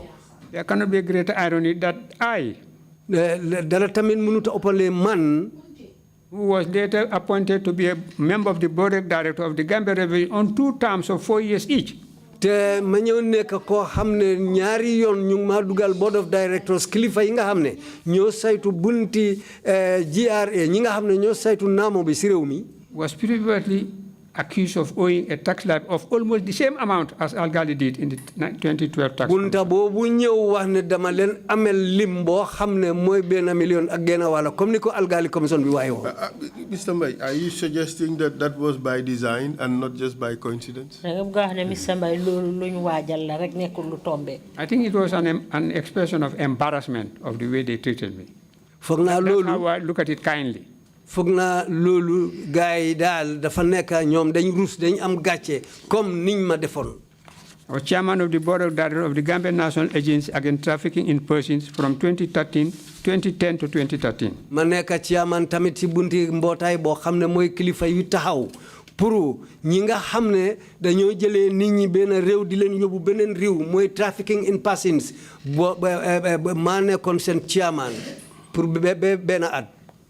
From 2010 to 2013. Sorry, 2010 to 2013. I was chairman of the board of governors of the African Center for Democracy and Human Rights Studies for the period that I was Attorney General and Minister of Justice. waxtu bi ma nekk Minister of Justice ak Attorney General maa nekkoon chairman tamit ci mbootaay kilifa yi nga xam ne ñoo saytu woon bunti African Center for Human Rights and Democracy. I was the Gambia Judiciary Consultant for the legal drafting of the Kadi Courts and Kadi Appeals Panel, Civil Procedure and Rules. nekkoon naa chairman tamit ci kilifa yuñ taanoon pour ñu taxawal yoon yi ak ate ni ñoo ate si bunti kadi yi mooy daal ñi nga xam ne dañoo ate yoon yi sariya. These are the rules of procedure and forms that are used by the Kadi Courts and Kadi Appeals Panel. I produce them as a consultant. book bi mu amee nii moom moo ko binda moo ko jagar mooy sarta yi ñu war a jaar ci Kadi commission bi ak ni ñu war a demee seen ate yi. I was the UNDP country lead consultant. UNDP moo nekkoon seen lead consultant mooy ki nga xam ne daal mooy jiite seen bunti liggéeyi loi yi. For the review, pour seetlu, revision, ak delloo seet, and update ba pare eesal of the legal framework, bunta yi nga xam ne daal ñoo taxaw si bunti loi, regulatory instruments, ak li nga xam ne dañ ko war a jagar mu taxaw mu jub. rules and administrative provisions sarta ñu war a doxee governing the functioning of the Gambia Public Service. li nga xam ne moom moo war a ànd ak yoon yi liggéey bunti Gambia nguur gi ni moo liggéeyee. Under the Personnel Management Office and the UNDP Public Service Reform and Institutional Capacity Development Project from 2009 to 2010. doore ko 2000 ba 2010 bunti PMO ak yeneen liggéeykaay yim lim noonu maa nekkoon seen jiit ci bunta boobu tamit. And these were our reports. yim téye nii mooy si report yi mooy xibaar yi ñu dajale woon ci waxtu boobu. The Fana Fana Chambers was the consultant. Fana Fana Chambers mooy office am moom ñoo nekkoon bunta bu saytu mbiri xam-xam bi liggéey bi ni moo demee. And the consultancy team led by me te mbootaay boobu moom moo leen jiite woon. included Suleiman Masane Cissé. bokk na ci Suleiman Masane Cissé. Suleiman Daab Faye. ak Suleiman Daab Faye. These are our reports. lii mu téye nii bu yi mu téye nii ñooy seen report mooy xibaar yi ñu dajale. Recommendations here were followed. ñoom xibaar yi ñu def si bug yi nii yooyu la nit ñu waroon a toppa. Our public service would have gone back to its excellence. su fekkee ne noonu lañ ko defee woon kon bunti liggéeykaay bi dina delluwaat comme nam meloon. Analysis and review of the Public Service Act 1991 and loi bi ñu Section 124 of the Constitution. loi bi ñu taxawaloon pour seet bunti liggéeykaay bi seen loi bi ñu taxawaloon pour seetlu ko pour ci bunti constitution bi. Our opinion here is that the office of Secretary General and head of the Public Service cannot be held by one person. ñoom li ñu taxawaloon mooy liggéey boo xam ne place boo xam ne secrétaire général te moo war a nekk njiiti liggéeykaay yëpp bi ci réew mi waruta benn nit waruta nekk ci place boobu. Revised legal and regulatory instruments of the Gambia Public Appendix A to G. pour ñu seetlu woon ci loi yu demee noonu si bunti liggéeykaay A to G. Appendix A, the revised general orders, public service rules. bunta bu njëkk bi appendix A mooy sarta yi nga xam ne yooyu lañ taxawal comme ni liggéey nguur gi ni mu war a demee. Analysis and review of the Public Service Act 1991 and Section 174 of the Constitution. seetlu bi ñu def tamit ci bunti liggéeykaay yooyu ci constitution bi bu 1971 ah. 1991. 1991. Section 174 of the Constitution. Section 174 ci suñ constitution bi. The revised Public Service Commission regulations. sarta yuñ seetluwaat comme ni bunti liggéeykaay yi ni ñu war a demee. The revised Code of Conduct. nit ñi liñ war a niñ war a demee liggéey bi ni mu war a demee ak nit ñi ñoom seen boppa. The revised Budget Management and Accountability Act 2004. seetlu bi ñu def tamit ci bunti alal boo xam ne moom la nguur gi war a doxee. The revised Financial Instruction 2004. mooy tamit le seetlu bi ñu defoon ci bunti alal boobu 2004. The Gambia Foreign Service regulations. sarta yi ñu taxawal pour diggante Gambie ak yeneen réew. We found that they call them regulations. ñun ñu fekk ne ni ñu leen a ooye ne ay sarta lañ. When we looked at it, we found that there was no statute. It was not derived from statute. bi ñu seetee mbir mi ñu seet ne lii jële wuñ ko ci ay loi. And we advised it could be Gambia Diplomatic Service rules instead of regulation. so ñun buñ ko seetloo ñu ne lii dafa war a nekk doxin boo xam ne Gambia réew mi seen diggante ak yeneen réew ni ñu war a demee sarta yooyu lañ waroon a taxawal.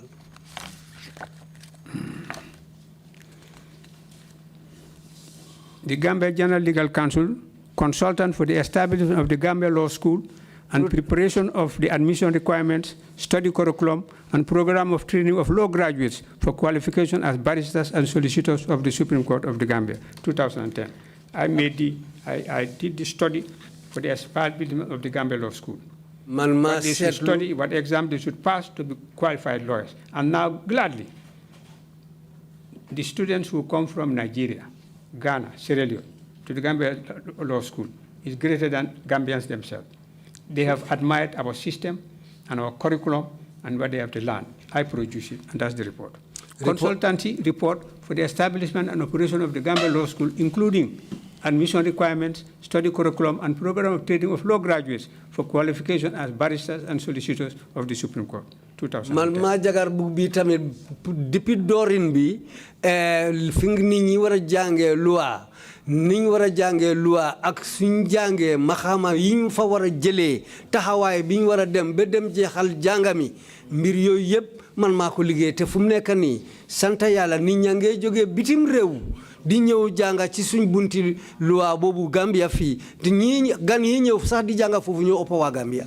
University of the Gambia Consultancy and Professional Development Division of the School of Business and Public Administration joined UNDP consultant on UNECA sponsor study on elections and the management of diversity, lessons from the Gambia.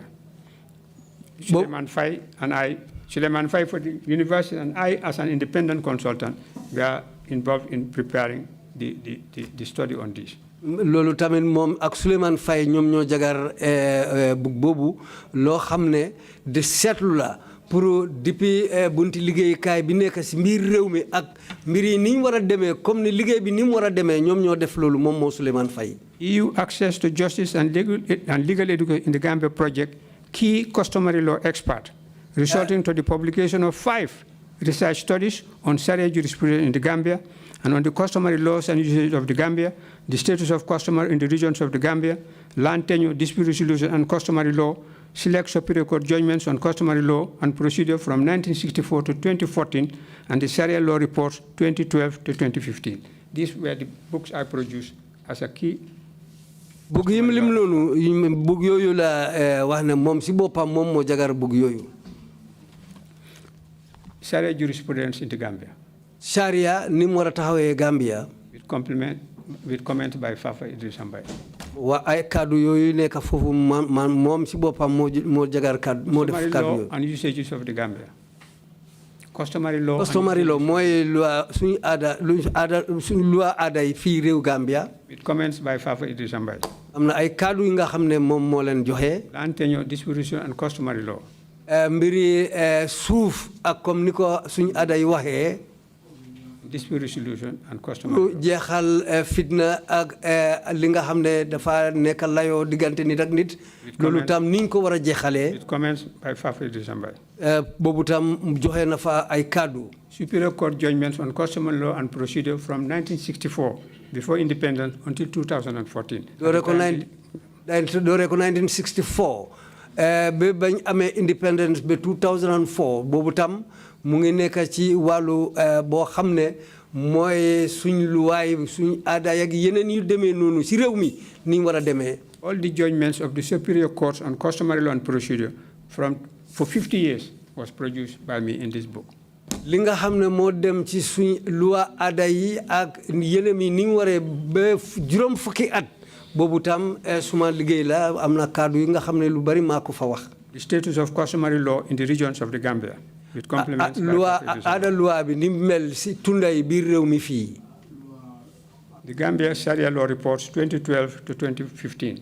The first Sharia law reports ever produced was done by loi Sharia bi njëkk a jagar si réew mi bi fii loolu tam man maa ko jagar 2012 ba 2015. was produced by the team. ay mbootaay nag ñu bari ñoo bokka liggéey ko. The project team were Seli Libato. ñi ko liggéey Seri Libato. Jurist from America. mu ngi jógee America. Fafa Idrissa Mbaye. Fafa Idrissa Mbaye. Key expert customary law. ki nga xam ne mooy borom xam-xam ci suñu loi aada yi. Janet Sala Ndiaye. Janet Sala Ndiaye. Key expert modern law. kooku mooy borom xam-xam ci loi yu ees yi. Fatou Lili Dramé. Fatou Lili Dramé. Jurisprudence expert. kooku borom xam-xam la ci loi ni ñu war a taxawee ak tëddee. This is the soft copy and the paperback and the hard copy. mooy ñaari bugg yi ñu fa defar mooy ñaar yooyu moo wane noonu. I was a member and legal advisor. te nekk naa ci mbootaay tamit man maa dee joxe ndigal tamit. The Sahel Invest Management. bunta bi ñoo wax Sahel Investment Management. International consultant. ak bunta boo xam ne moo nekk diggante réew ak réew. For the review of the judiciary of the Gambia. pour seetlu bunti atekaay bi nekk Gambia. Past strategic plans. ak sarta yi nga xam ne def liggéey nañ ko ba passé. And the production of a new 5-year strategic plan. ba pare pour jagar beneen juróomi at yi nga xam ne ay pexe la li ñu war a liggéey pour at yu juróomi at yi ci kanam. That highlighted the state of affairs of the judiciary and charted out a course to pursue for the 5 years 2017 to 2014. loolu moom lañ seetlu looloo taxoon sax ñu seet affaire yi ni ñu demee pour beneen juróomi at 2012 ba 2017. The functioning structures and operations of the judiciary. final report, the Judiciary of the Gambia, 5-year strategic plan 2017 to 2021. 2017 ba 2021 tamit bugg la boo xam ne mooy suñ bunti atekaay yi seen sarta ya fa nekk boobu tam suma loxo mu ngi ci liggéey bi. As I said, despite the arrest, the detentions, the evictions from my property. mbax na génne nañ ma suma kër jàpp nañ ma ak yeneen en yiñ ma teg loolu yëpp taxul liggéeyal naa suma réew. My faith in Allah. yaakaar bi ma am ci yàlla. Love of country. ak li ma bëgg suma réew. inspired me to produce. loolu moo nekk li dugg suma xel pour ma continuer suma liggéey bu baax bi maa def. That is not all. te emutoon ci loolu de. In 2003. 2003 tamit ci at boobu. I delivered the inaugural lecture. man maa defoon waxtaan boo xam ne mooy waxtaan bu njëkka. To the first class of students of the School of Medicine and Allied Health Sciences of the University of the Gambia. ñi nga xam ne ñoo nekkoon ay taalibe yu njëkka ñi nga xam ne jàng nañ mbiri faj ci university bi fii ak mbir yi demee ci mbiri faj. My subject was legal aspects of medical practice. te li ma fa waxtaanee mooy sartaluwaay yi dem ci mbiri faj. In August 2007. ci August 2007. I delivered the inaugural lecture to the first class of law students of the University of the Gambia. man maa def waxtaan bu njëkk boo xam ne ñi nga xam ne dañ ñëw pour jàngal luwaa ci University Gambia bi man maa leen defal waxtaan boobu tamit. On the subject of legal reasoning. te loolu tam maa ngi fa waxtaanee mbiri luwaa ni ko nit ñi war a xalaatee. In January 2010. January 2010. I delivered the keynote address to the Gambia Bar Association Conference. man ma wax kàddu yu njëkk Gambia Bar Association seen conference bi mooy mbootaayu lawyer yi.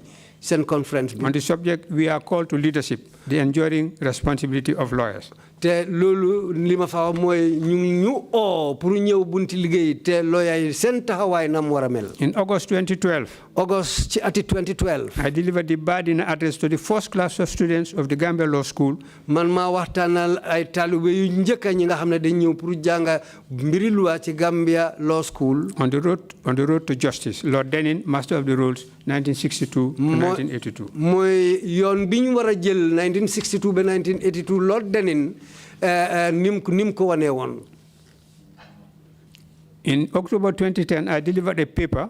October 2010, génne na kayit tamit binda. To the Attorney General's Chambers and Minister of Justice. Dem Attorney General Office bi ak Ministry of Justice. Legal capacity building program workshop on advocacy and the litigation process. mooy yokkute maxama ak ni ñu war a taxawalee bunti luwa bi ni mu war a liggéeyee ci réew mi. In January 2013. January 2013. I delivered the keynote address. man maa def waxtaan bu njëkka. To the Gambia General Legal Council first call to bar ceremony on law and lawyers in a changing society. mooy Gambia Legal Society mooy ñi nga xam ne ñu ngi liggéey ci bunti luwa bi te nekk ci bunti atekaay bi réew mi fii. Addresses on human rights.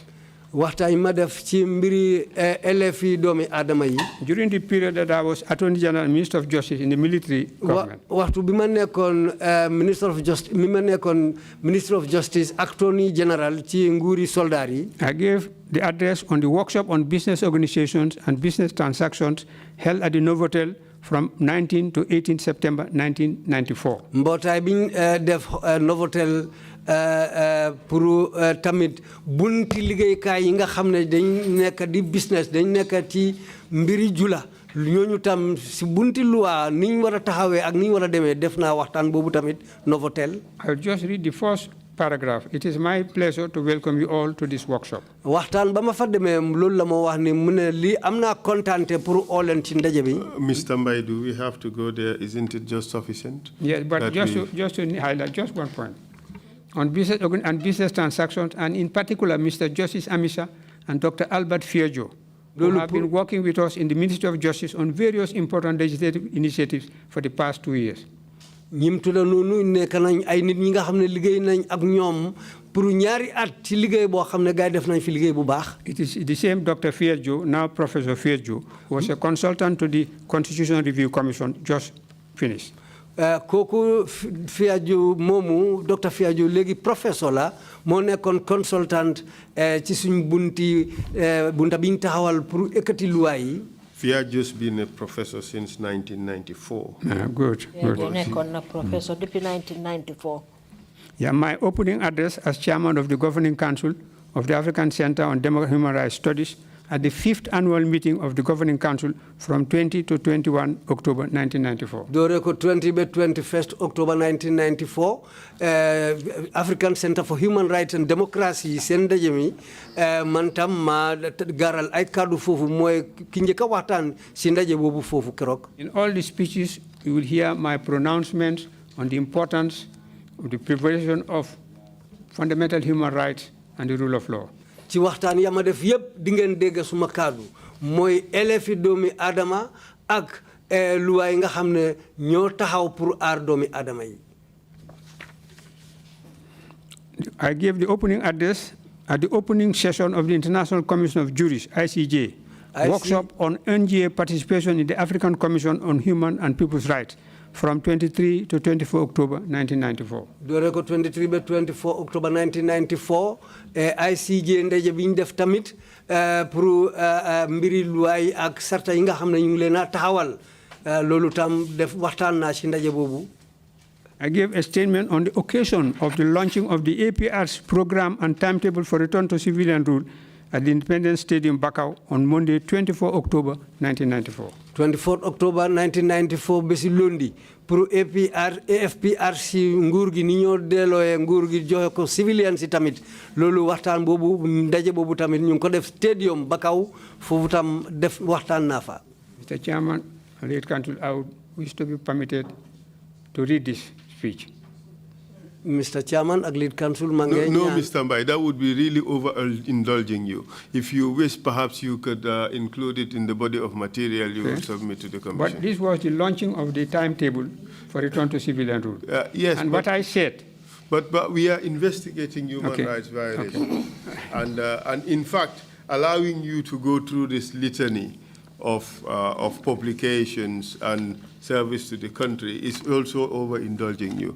Let's leave it at that and then we move on. But I thought it's because it is not directly relevant to the inquiry on human rights violations. You would agree with that? Yeah, but we indulge you so that you could show your character as a person. And my stand on these issues. Precisely, yes. And that has been ably done.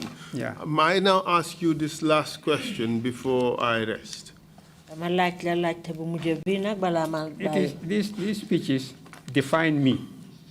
But you have more than adequately defined yourself before this commission. Thank you. Thank you very much.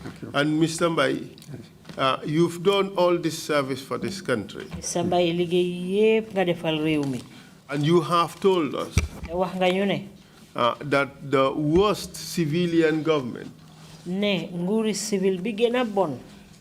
is better than the best military government. Do you have any regrets? Of course. Your services to the Gambia? Not my services to the Gambia. In your services to the Gambia, do you have any regrets? I don't have any regrets in my services for the Gambia. But I am angry in the way I have been treated. And as Mr. Robert Collingwood said, the EU ambassador, Robert Collingwood, the lack of recognition of my public service to the country. But Mr. Mbai, you would accept that recognition is a two-way street. Recognition does not necessarily require that we pick the cherries. Recognition would entail looking at the good, the bad, and the ugly. ñaari fànn la nekku tànn fànn gu bees rafet bi rek waaye dinañ tànn fi nga xam ne fa la gënee fa la gën a rafetee ak fa la gën a ñaawee. I think I've been against the good, I've been against the ugly. How did you call it? The good, the bad, and the ugly. I was more for the good and less for the bad and the ugly. Looking at my record of service to my country, despite all the hardships from New Zealand to the Attorney General's chambers. I am proud of what I have been able to do for my country. Dore ko New Zealand be Attorney General's chambers li dal mun na ci pugaro lima defaral suma réew mi foog naa daal suma liggéey bi ci li gën a rafet moo gën a bari moo ëppa daal ci lima def ci lu bon ak li ci lu ñaaw. Indeed, we would all be proud of your contribution to development of Gambia's jurisprudence. Ndaxam sax ñun ñepp pugarewu nañ dolin bu am solo bi nga xamne def nga ko ci mbiri réewi Gambia. And your contribution in establishing the legal institutions that we need in this country, especially institutions for legal training. Ak sax taxawaay yu am solo yi nga xamne jël nga ko be taxawal béréb yi nga xamne nañ fa jàngee mbiri loi surtout fi nga xamne foofu la ñoo jàngee lépp lu aju ci wàllu loi ci biir réew mi fi. And we would hail those contributions anywhere. Te loolu dinañ ko ndamoo nag fépp foo xamne fa lañ dem. And we would give it high acclaim in terms of quality. Te loolu tam dinañ ko ormal bu baaxa baax ci anam yi nga xamne fa la tollu. That said, comme wax nañ loolu nag. We cannot ignore mënuñ ñoo tan xamlu. Those decrees. Decree muy loi yu nga xamne moom which served as the vehicle nga xamne moom lañ def muy jëfandu. For the most egregious violations of rights that happened in this country. Anam yi gëna ñaaw ci ni nga xamne non lañ yaxé yelleef doom adama fi ci biir réew mi. And the deafening silence of the bloodiest period in Gambia's military history, which occurred on Remembrance Day on November 11, 1994. Ak xew bu ñaaw bobu nga xamne mo xewon Remembrance Day fukki fana ben ci wéru November at 1994. And the parading of the most influential people in Gambia's service at that time being paraded and humiliated around the streets of Banjul on military trucks. Akit liñ rangale ay nit ñoo xamne ay borom kaddu lañ fi ci biir réew mi dugal leen ci ay moto yu mag muy ay moto soldat yoo xamne ñu ngi leen di wëral réew mi. Those were disappointing times. Loolu ay jamono la yoo xamne nak yu metti la woon. And hence my question whether you have any regrets. Loolu tax nak ma laaj la ndax am na dara loo réccu. I have dealt with that in my concluding remarks. Loolu am na li ma ci wax ci suma kaddu yu mujj yi nga xam ne bind naa ko. I would not preempt it. I would let you deal with them in your concluding remarks. Good, and I'm proud of my record of service to my country. Liggéey bi ma defal suma réew mi loolu mun naa ko pugaroo. Then before I hand over the floor to the chair, I ask the question whether you are proud of the decrees as well. Bala ma jébal kaddu gi nak chairman bi ma laajati la rek ndax yow am ko pugarewu nga li nga xamne modi decree muy loi bi nga xamne mom la soldat yi def. Don't get me wrong, we are proud of all those publications. We are proud of all those consultancies and all those speeches. We're proud about all the services you gave to all these relevant institutions. The question is, are you proud of these decrees that are associated with you? Ma gisee neneen de lépp loo xam ne binda nga ko ci ay téere ak ay kayit ak ay kàddu yoo xam ne gaaral nga ko ci ndaje yu am solo ñun ñépp nañ dañ koo xam ne ñu ngi puugare woo loolu waaye lenn rek laa la bëgg a laaj mooy décret bi mu di loi bi nga xam ne moom la soldat yi defaloon ndax loolu am nga ci mbégte.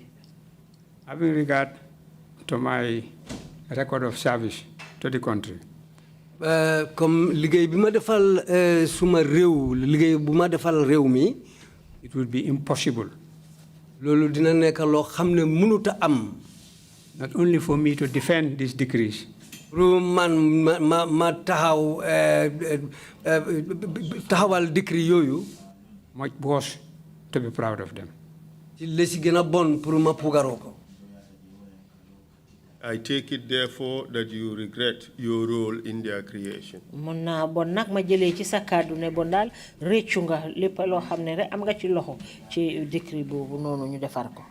role was to be a human rights advocate. Suma taxawaay mooy woon pour ma taxaw màggal yelleefi doomi aadama yi. And that was why I earned the name, the Human Rights Attorney General. moo taxoon ñu ma ooyee yelleefi doomi Adam Attorney General bu taxawal yelleefi doomi Adama yi. Having regard to that record, boo seetloo ci mbir moomu. it is unthinkable loolu kenn mënu koo xalaat. that I will either defend dina taxaw pour màggal. or much worse, be proud of anything that violated human rights. li ci gën a bon pour ma taxaw màggal wala puugaroo loo xam ne yaa na yelleefi doomi Adama yi. But the word regret. waaye kàddu boobu regret. I've told you what happened in the Ministry of Justice and the Judiciary. wax naa la li xew Ministry of Justice ak Judiciary bi. Gladly or unfortunately. waaye this was after when I left the Office of Attorney General and Minister of Justice. waaye wax naa bi ma jógee ci bunti liggéeykaay boobu mooy Ministry of Justice ak Office Attorney General. Whilst I was there. waaye ba ma fa nekkoon. no judge was dismissed. daxuñ benn judge. no state law office was dismissed. moo daxuñ fa beneen liggéeykat boo xam ne mu ngay liggéey si bunti luwaa bi foofu. no judge was taken to court or sent to prison. At my time. I'm not claiming credit for it, but I'm saying at my time, none of these worst things happened in the country. The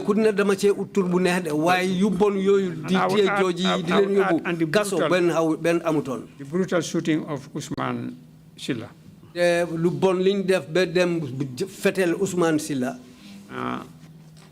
To add an anecdote to my answer. Before the military takeover, an Arab man from Kuwait came to the Gambia. Walking along Hill Street, Hill Street, he saw my signboard.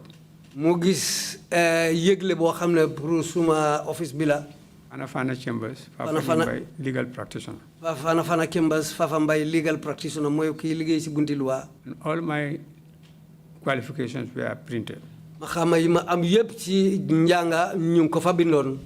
Walked into the office and asked my secretary whether this is a lawyer's office. He said yes. Is the lawyer in? I want to see him. And my secretary called me and came to the office and said, somebody, a Lebanese, he told me, a Lebanese, I think he's a Lebanese, wants to see you. My secretary I invited him. He said he comes from Kuwait. He has worked hard and has just retired from work. He said he has a lot of money. Daughter and a son. He divided his money into 4 shares.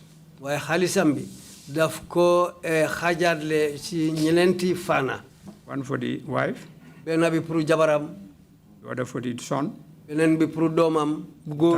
third for the daughter, the fourth for himself.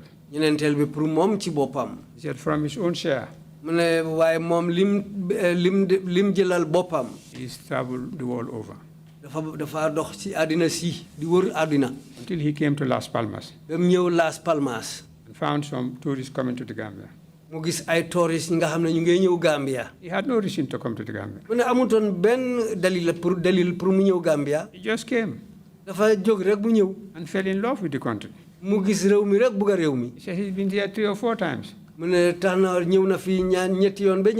he wants to invest in the country. He wants to buy land and build good houses which he will sell. And we need a lawyer. Would want my services. What is the fee for buying property in the Gambia?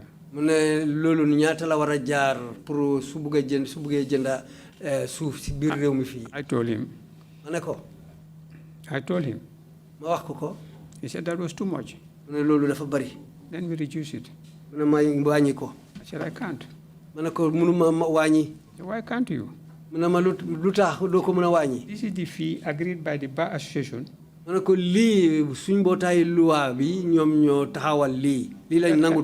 this kind of work. I said, but if you reduce it, they wouldn't know. I said, but I cannot do that. He Left. That was before the military coup. A year or two later, he came back and came to my chambers in the morning. Now hurrying up to go to court. He said he wanted to see me.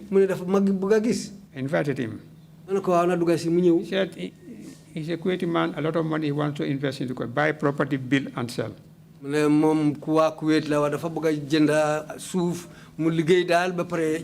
same thing he told me his previous visit, but I couldn't remember him. I couldn't remember that. And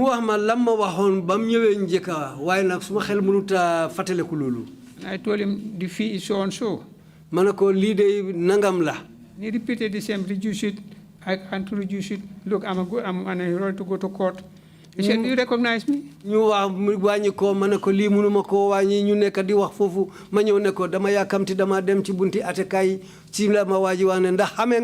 said, no, I can't. I don't recognize you. I came here 2 years ago. And I've said to you exactly what I've said now. Man munema limala waxon suma yon bobu beno kadu bobu la wax ni legi ni tay tamit. And you repeated the same thing that you told me then. Yow tam linga waxon at bobu the same beno kadu yoyu nga ma waxat tay. I told him I cannot remember that. Manako suma xel dal lolu If you come back 10 years later. If you come back 10 years later. So ñewé fukki at ca kanam and find me here. Nga fekk ma fi. My answer will be the same. Suma tontu beno bobu la mo nek. Walked around and hugged me. Mu dox jaar suma table ñew mu lengama. You are the man I'm looking for. Yo la don di ut. Then I became evicted from my property. Biñ ma daxé suma kër génné ma fa. And he used to come to Fajara Hotel to visit me. Daf daan di ñew Fajara Hotel di ma setti fofu. One day he told me, benn bés mu ne ma, you see, I want to go to the village where you were born. Dama bëgga dem ci dëkki kaw fa nga juddoo. And to the place where you went to school. Ak fa nga dooree sa jànga. We drove all the way to Sambang and to Georgetown. Ba pare ci lañ dugga moto dem Sambang be Georgetown tamit. After a few months, ay weer bi loolu passé, he came back to me that he's stopping all investments. He's going back to Kuwait. Ci la del ci waat ñëw ci man mu ne ma li ma daan di dépense fii yëpp ci biri liggéey njula dama ko bàyyi yëpp ma ngay ñibbi Kuwait. He gave me all his furniture. Bagage ya nekkam ca néegam bi yëpp mu may ma ko. All the crockery. Spoons, plates, air conditioners, fans, everything. Air conditioner, fan, ak lepp la nga xamne mu ngi won negal. He said he want to sell his Pajero car to me. Mu ne daf ma bëgg jaay moto bi sax Pajero bi mu amé won. I said, look, I have my R21 from Basiru. This is enough. I don't need this car. And it's expensive anyway. Ma ne ko ma ngi amé R21 bi ma Basiru jox way bi mom dafa cher pour man fu nekk ni. He sold it to a Chinese man who had a place where Multistreaming place. Mu jaay ko ben Chinese ki nekk ci place Multistreaming. And he had the Spanish man has a Gambian wife. Wa Spain bobu jabaram bu wa Gambia la. Then I saw him off at the airport, this Kuwaiti man. Wa Kuwait bobu man mako gunge be airport ba ma ñibi. After 3 months he called me.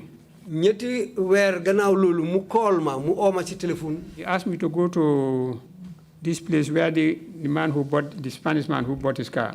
Mu ne ma dem ci waa Spain boobu ki jënda motoom bi. He said the man is not there, but his Gambian wife is there. Mu ne ma waa ji nekku fa de waaye jabaram ki nekk waa Gambia kooku mu ngi fa. And he has spoken to the wife. He'll be expecting me. Mu ne wax na ak jabar jooju te kooku mu ma sentu. He wanted me to check the mileage of the vehicle, the mileage on the car. Mu ne dafa bëgg ma seet moto bi diir bi mu daw ci mileage boobu mu ne ma dem seet loolu. I went there and took the mileage. Ma dem fa jël mileage bi li moto bi daw. 3 days later. Ñetti fan gannaaw loolu. He called me back and I gave him the figure. Mu call ma mu oyaat ma wax ko lim ba fa nekk. A week later he called me back to go and take the vehicle. Benn bés bu ay bi loolu passé mu oyaat ma mu ne ma dem jël moto bi. And pack it somewhere for him.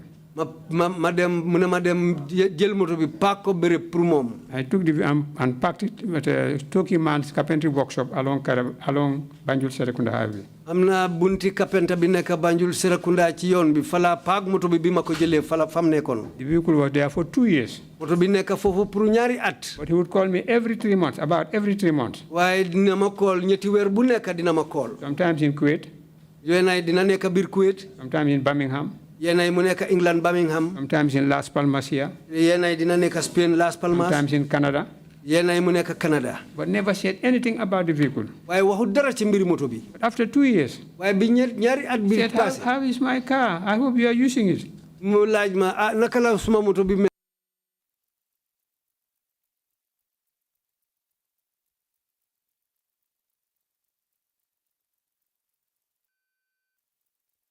To embarrass you by giving it to you face to face. I wanted you to know it's your car. mu ne ma bugguma laa rusloo pour ma taxaw sa kanam mee la ko nii mu ne ma waaye sa moto la jël ko. But interesting anecdote, Mr. Mbai, you also raised quite a number of issues that during your time, none of these terrible rights violations happened. But during your time, we know that on September 6, 1994, the soldiers went to the prison. Detainees. Sa jamono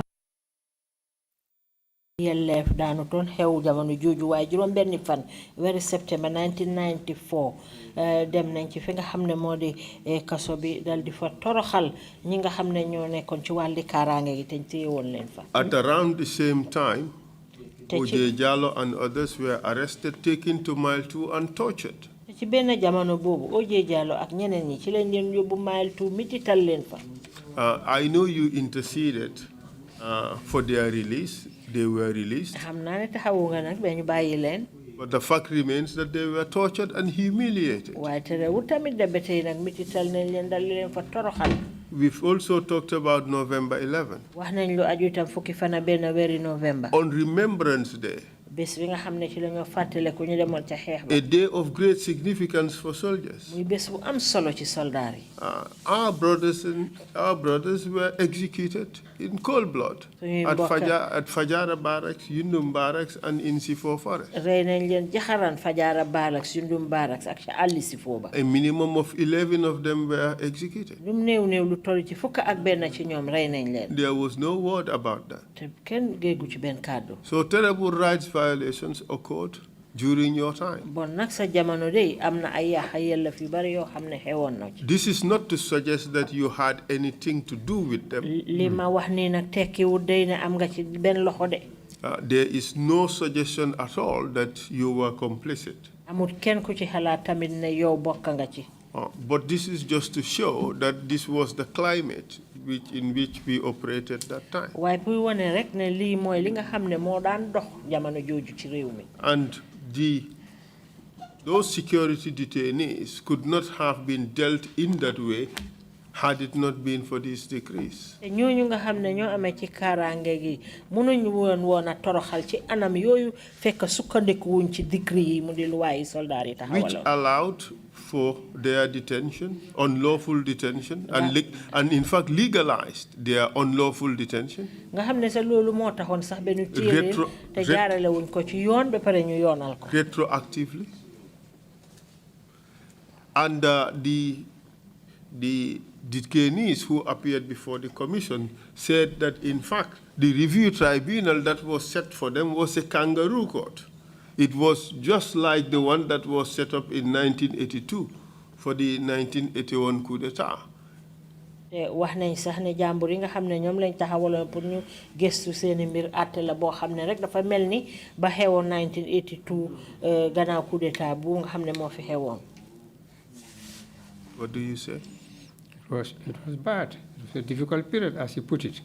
But in Islam as in law. loolu lu bon la woon te waxtu bu naxari la woon comme ni nga ko waxee woon ci islam ak ci bunti loi. In Islam as in law. ko ni mel ci islam ak ni mel ci loi. The sins of the father. The sins of the father. Papa ji. Bakaram yim def. Bakari Baye. Bakari Baye daal. Cannot be imputed on on the child. loolu mënuloo koo teg si doomam. xanaa su ko child bi jàppale. But you have said that there is nowhere where I have been mentioned to be complicit in this terrible situation. In the acts. waaye wax nga ne amul fenn fi ma The act was what tuddee. did it, the act. Yes, but I also suggested that The laws September 6th, the detainees who were in the prison could not have been there under a legal instrument had it not been for these decrees that were adumbrated by the Ministry of Justice under your stewardship. No, I disagree. Not by the Minister of Justice. They were enacted by the. They were crafted. They adumbrated. Adumbrated by the Ministry of Justice. They were not crafted by the Ministry of Justice. They were not crafted by the Minister of Justice. These were this process from cabinet to council and then to the Minister of Justice. They did the language. Not that they crafted them. They were not the author. Minister of Justice bi bindut loi yooyu defuñ ci dara lii cabinet la jógee mu ñëw ci council bi mu soog a ñëw ci Minister of Justice. They were just accepting instructions to do their work. ñoom ay kaddu lañ leen jox rek pour ñu def seen liggéey. But the response of that ugly period cannot be imposed on me. That would be grossly unfair. ci waxtu bu naxari boobu waruñu ko teg. Both in Islam and in law. You have accepted responsibility. I've dealt with this in my closing address. Yes. I will not question you during your closing address. You have accepted responsibility in your statement for these decrees, and this has to be. What did I say? Well, let me look at it again. Yeah, please. Let me look at it. lan laa ci waxoon.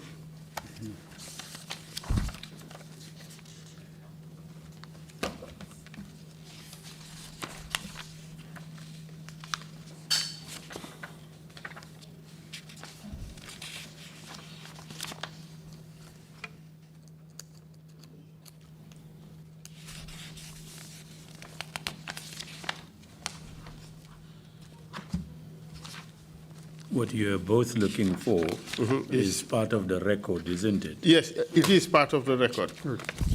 It is part of the record. I just wish to remind him that he has accepted responsibility for these decrees. I think that is putting it too much. I think what I've said is less than how you're putting it. foog naa daal yow ni nga ko waxee nii man li ma ci There's a rider to that. daal agut foofu.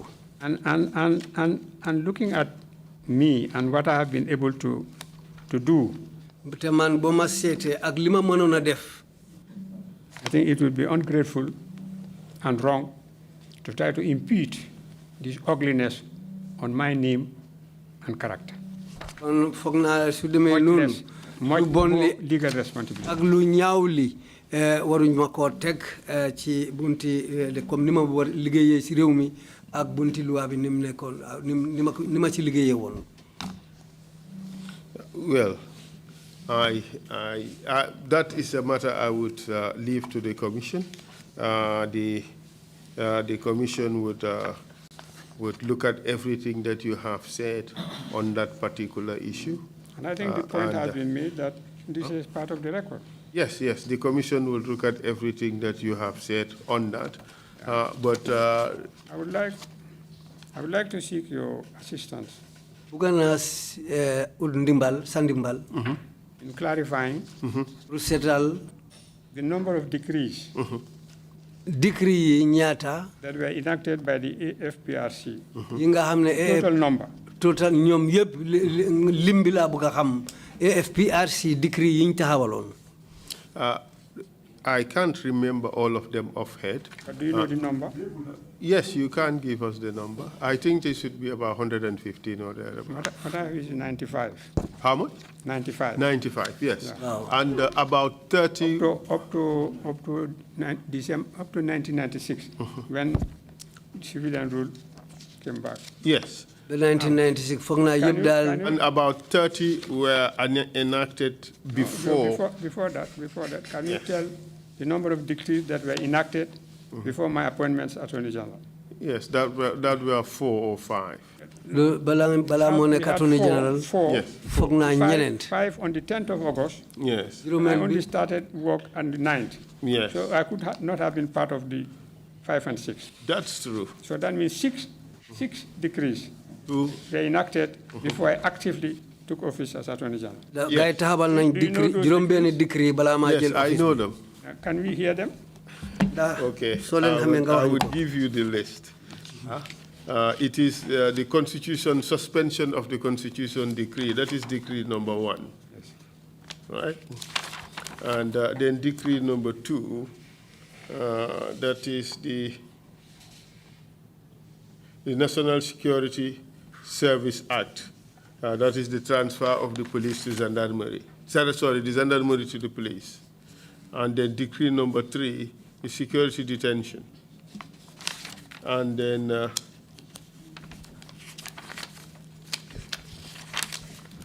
decree number 4 is suspension of political activities. And decree number 5 is local government authorities dissolution. Yeah, I think yesterday but the point was made that this decree was during my time, the local government one.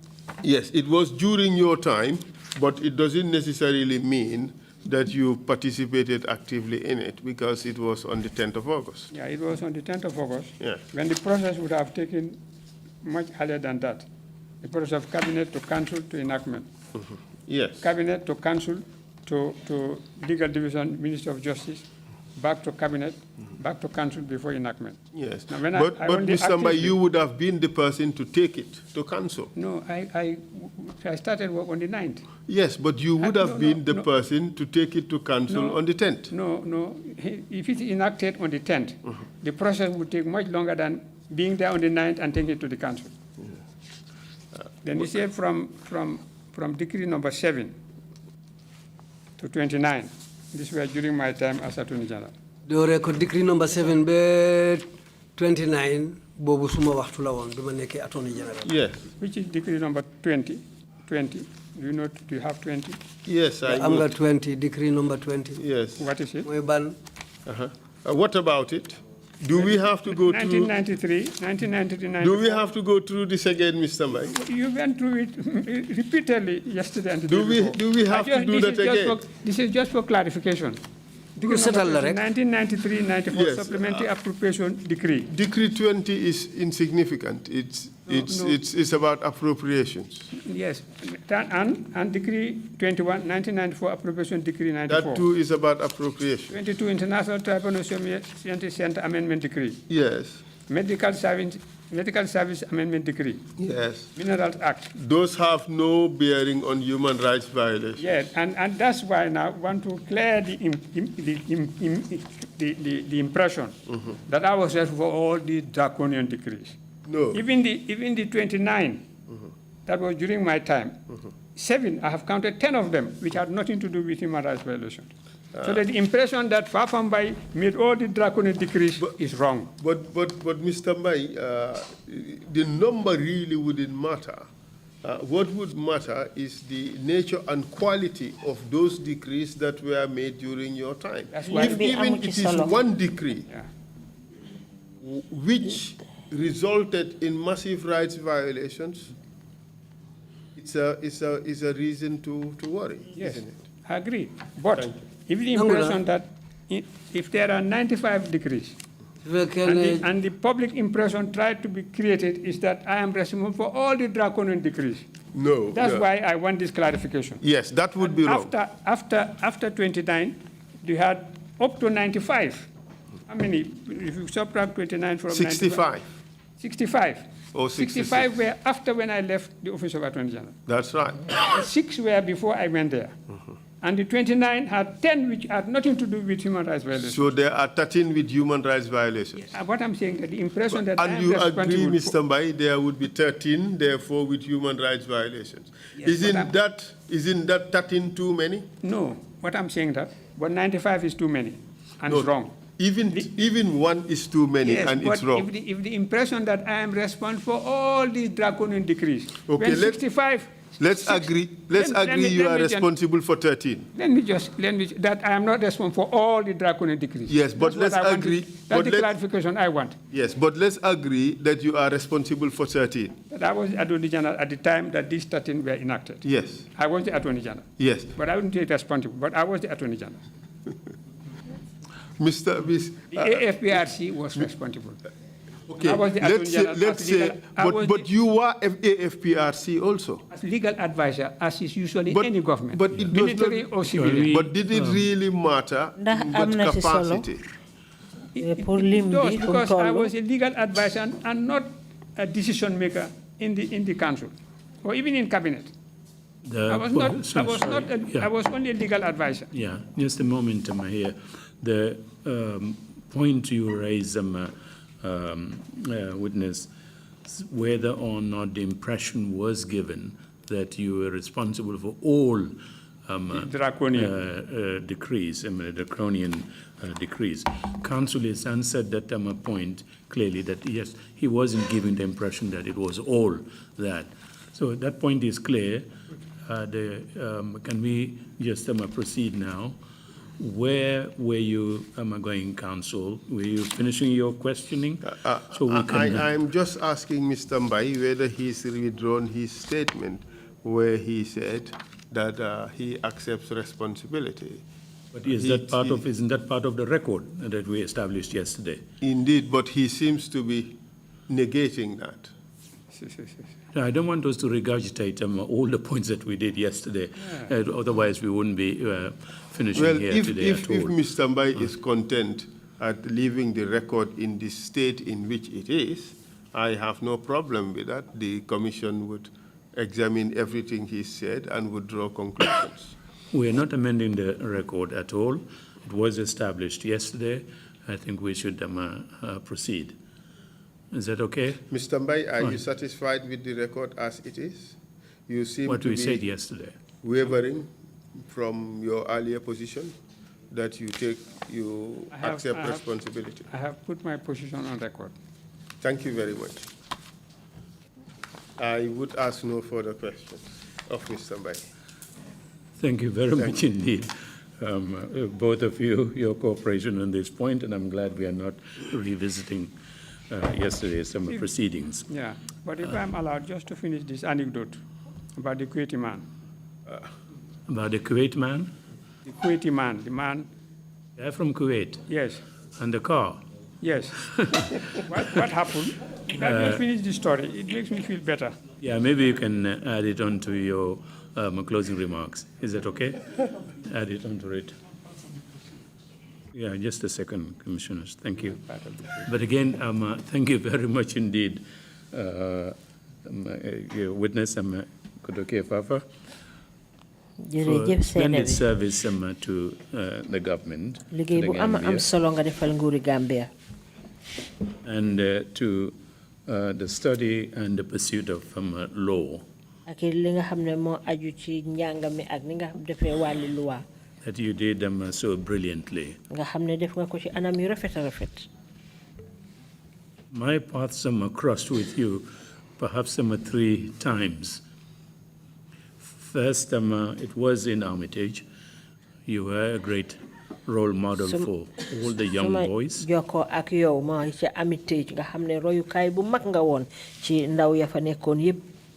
great mentor. And, we were a bit nervous, especially the boys who came from Bansang with me to Armitage in 1959.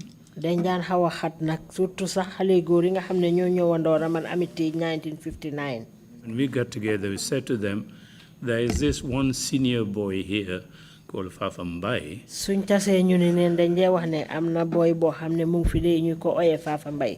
When we were having our lunch in the dining hall, he would not be touching his food. He is constantly reading during lunch.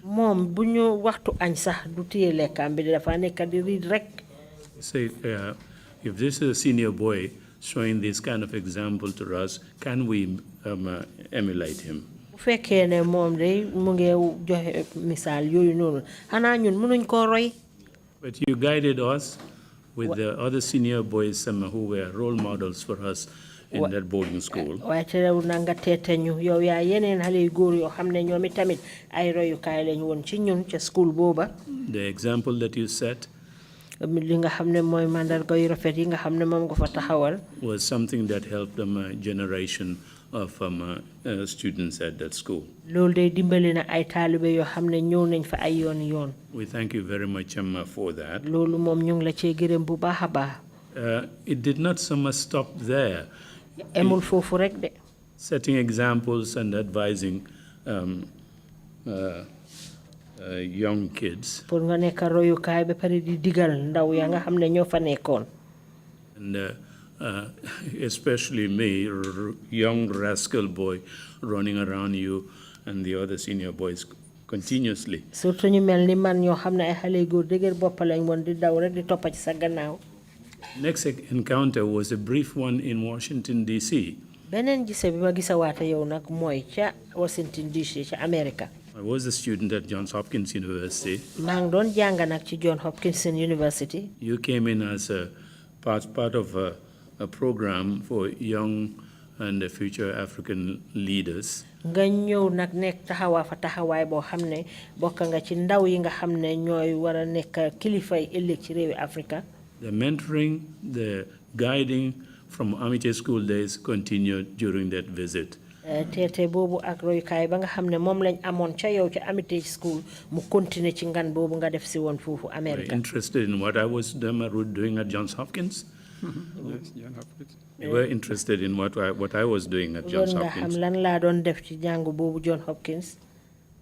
And encouraged me to pursue those studies. loolu xirtaloon na ma sax be tax ma mun a def njàng moomu nga xam ne moom laa bëggoon a def.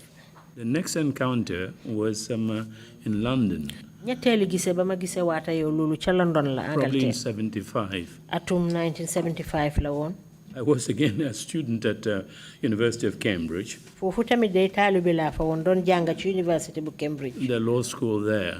ci school bañ doon jàngale wàlli loi. And I took the train from Cambridge to come and spend a day with you in London. ma jëlee train nag ca Cambridge pour ñëw rek tooga yow bés ba ca London. And you were you had just finished all your studies in the UK. fekk yow just matal nga sax njàng mi nga xam ne moom nga doon def yëpp ca Angleterre. And you were getting ready to come back to the Gambia te for booba service. yaa ngee waaj nag pour dellu siwaat Gambia.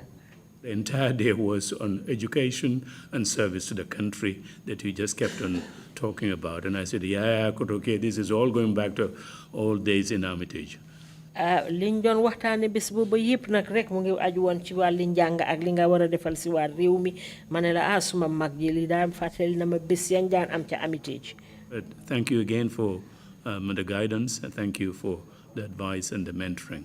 tax na nag ba maa ngi laa gërëmati ci ndigal yi nga xam ne moom nga ma digal ba ma jaar ci. Commissioners, if you have any questions, please indicate. Bishop, you have the floor. Bishop moo laa laaj si. Thank you, Chairman. jërëjëf Chairman. Mr. Fafa Mbaye, sir. Mr. Fafa Mbaye kilifa gi. What is the role for legal advisor? lan mooy warugali nit ko xam ne mooy digal ci wàlli loi. The role of a legal advisor. To advise on what is good and to advise against what is pour bad. joxe ndigal pour joxe ndigal li baax ak li bon. And that being the case, ci kaw loolu nag. those decrees that were decided by the Supreme Council and Cabinet. Decree bi mooy luwaay yu nga xam ne moom la soldaar yi tëraloon ak ñooñi ministre yi fa nekkoon. Before they were sent to the Attorney General's chamber. balaañ koo jël na di ko yónnee ci office Attorney General bi mooy kilifa gi ministre bi ñu dénkoon wàlli luwaay. Put flesh on the bones. What was your role in them? In cabinet and in council. Cabinet and council or chief legal advisor to the government. To advise on what was good and what was bad. Man dama joxe ndigal rek ci lu bon suñ lolu ñëwé ak lu baax ma aidalen joxe aida rek la moy suma. My role as advisor didn't include being a decision maker. Suma taxaway pour di joxe aida bobu bokuton pour may dogal kaddu. I used to think that my job was simple. Dama doon di xalaat ne suma liggéey bi dafa yombon. This is the law. Li loi la. Whether you like it or not. Just I would advise a client. I was there as a lawyer, a professional. That was why they appointed me as Attorney General in my profession as a lawyer.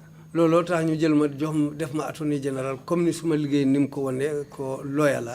was limited to advising as a lawyer. But not making any decision. But was trying to make an analogy.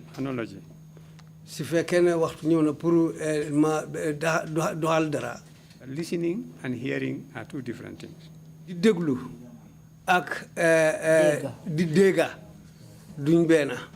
can listen to me and not hear me. I was listening to. I now doubt, or even doubted whether I was heard. I have no doubt that I was not heard. Although I was able to see that I was being listened to. Because I knew that I was not heard, my frustration started. And despite the memoranda of understanding, which was my front for accepting service,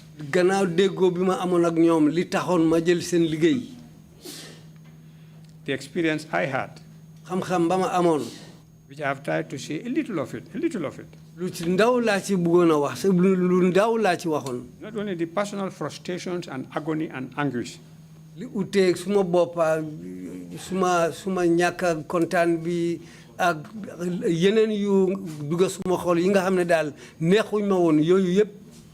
but within 6 months or 7 months,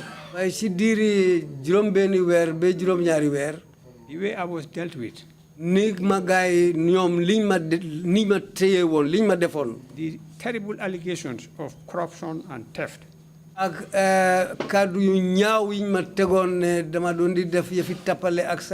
when Luis Diaz paid me $650,000,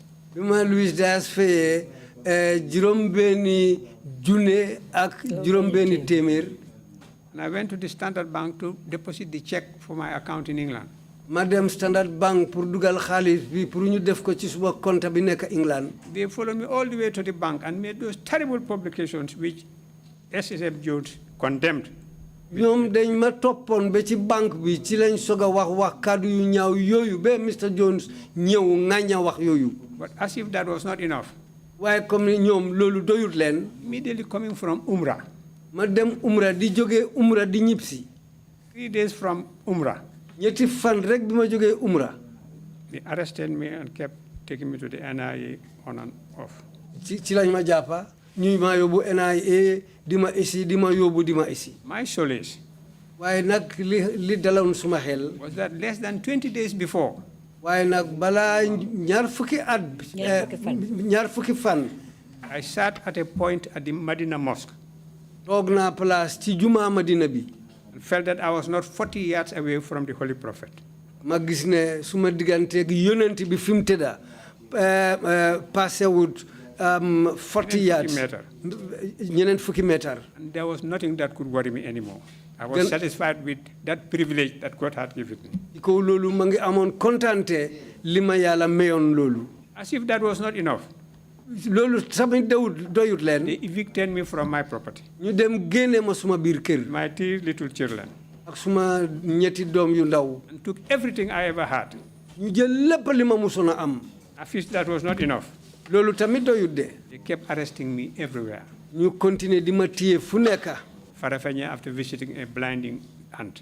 Farafenni bi ma demee seet suma bàjjen boo xam ne dafa gumba woon. In Banjul and detaining me when even a 90-old man could not get me bail on the deposit of 2 properties.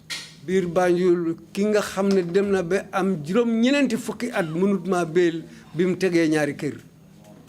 This is the experience I had for accepting on those conditions that I'll be an advisor to lead them according to the conditions in my memorandum. yii ñoo ma daloon bi ma jëlee seen liggéey te fekk balaa loolu dafa am ay cadre yu ma nangutoo woon ak ñoom pour ma jël seen liggéey. I appreciate good work. liggéey bu baax nag man loolu laa bugga. I appreciate kind words. man cadre yu baax laa bugga. I appreciate sympathy. yërmande laa bugga. But I don't accept pity. waaye bugguma koo xam ne daal dina ma yërëm. If having listened to all this, bi ma dégloo lii yëpp. in the background of my accepting to serve my country, lii yëpp ci gannaaw mbir la nekk boo xam ne ma nangu naa pour liggéeyal suma réew. and the effort I have made to that end, te ay jéego yi ma jël pour def liggéey boobu. and what I have suffered, ak coono bi ma daj. if nobody sympathizes with me, then thank God for Allah. su fekkee ne kenn yërëmut ma pour loolu kon nag ma ngi gërëm yàlla. Because I believe parce que man gëm naa ne. what happened to the holy prophet, li daloon yónnente bi moom ci boppam. be it Noah ak beneen yónnente Nuha. or Ibrahim yónnente Ibrahim.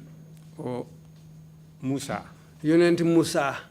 or Esa wala yónnente Esa. or Muhammad, wala suñu yónnente bu mag bi Muhammad sallallahu alayhi wa sallam. I cannot sustain 1% of those hardships. man munuma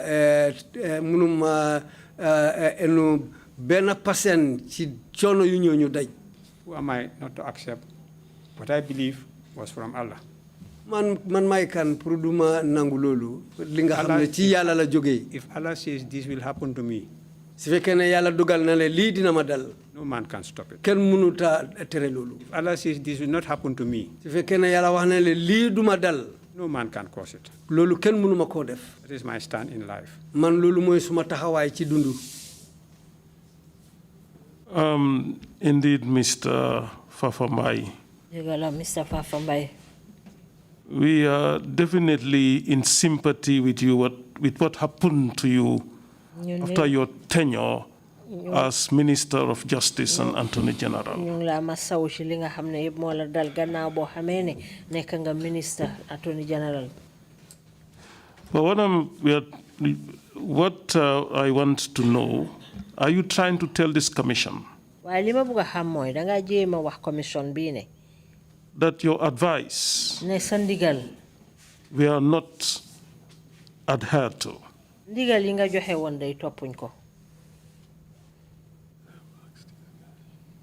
There is eloquent testimony to that. And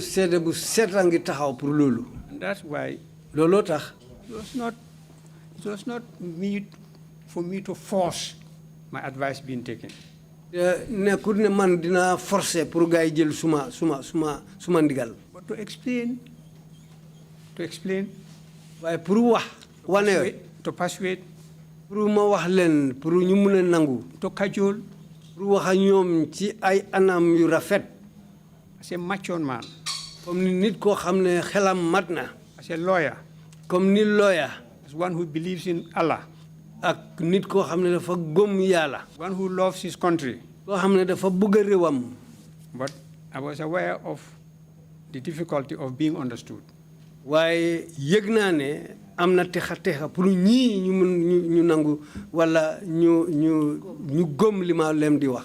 our orientation were different.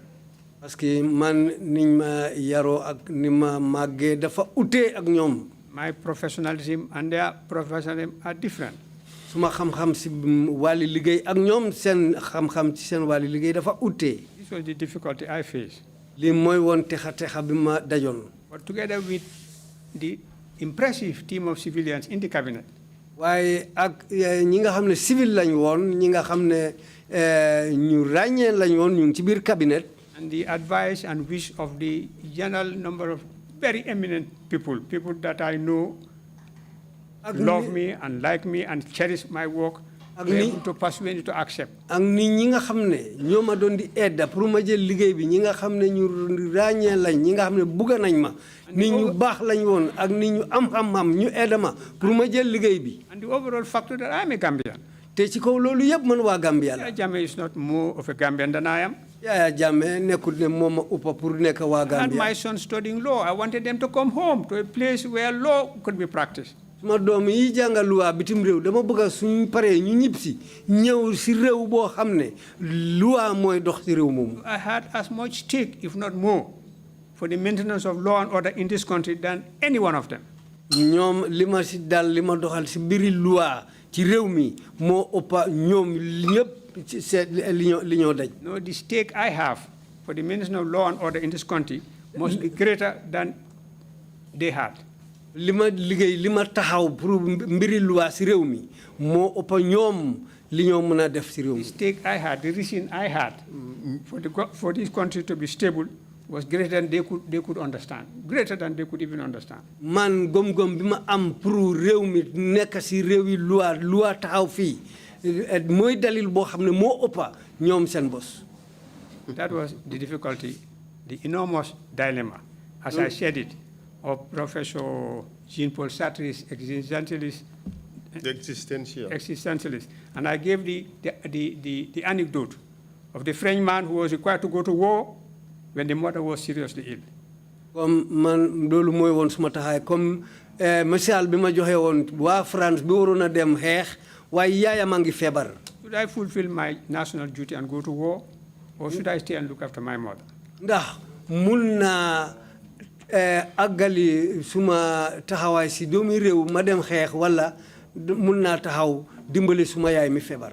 There comes a time in a man's life when you reach that state of existentialism. dina nekk waxtu boo xam ne ci nit ci sa dunda soo ñëwee ba nekk ba éega si jéego yooyu daal foog nga xalaat ko. My faith and my belief man li ma gëm things are going to be better. li may gëmoon mooy daal mbir yi dina baax. I want to be part of whatever is going to make the Gambia get better. te bëggoon naa ma nekk ci ñi nga xam ne dinañ def loo xam ne dina def réew mi mu gën a baax. When the way they wanted it and the way I told it to be became different, that was the beginning of the problem and of my difficulties and sufferings. man ni ma bugga réew mi demee ak li ma bugga ñu defee ko bi mu demee ba utee bi ñëw ak ñoom liñ buggoon a def ak niñ bugg a demee foofu la teexa yi door. Thank you. Thank you. Commissioner Kinte, you have the floor, please. Thank you very much, Mr. Chairman. Koto Fafa, Baraka Bake. Koto Fafa, thank you very much. Nalman Pareman Ngola Ngayelaman at Atuba Water. Ajibe remember Bente Fake. Perfect. Belefele Diamula Mandiga Kangola. I would like to speak in Mandinka. Panabote Konosai, Barngalo Yamuel. Maybe you have forgotten now, but I knew that you understand Mandinka. I am from Nyamina, I understand. We thank and hail you properly. Momo nene karang amiteji kabrin sanjit talulu komando fo taworo komando fo bi. All those who went through Amite School from 50 years back up to date. Ibe nganyata mo dantangulu men lanyim banko kan dunia kono ibe wolelu kono ibe santole. And those who went to Amite, the people that they were proud of, you are one of them.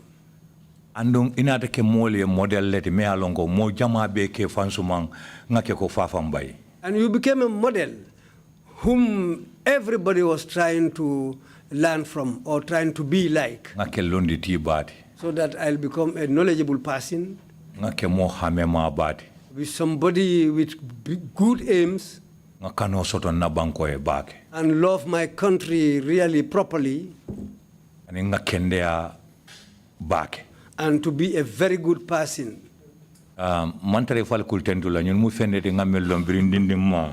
I'm not praising you just for praise sake, but these are things I knew since I was a young boy. Andumbulate no mo amitage le nge kibarol taraje iboring amitage fana nga fenjamaji.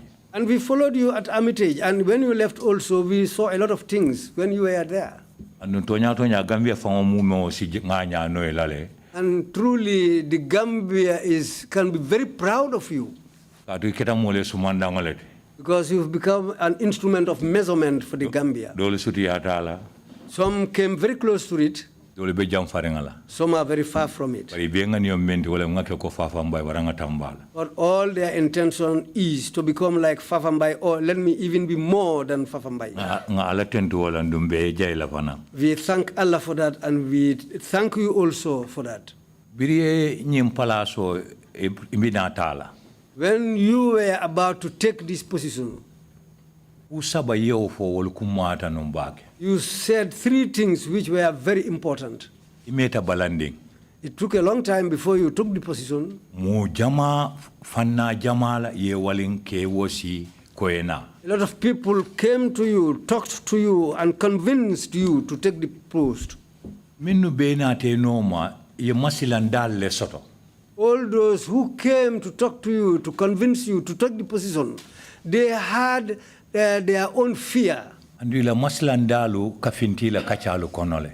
the fear they had comes out in their talk. And you also had the same fear.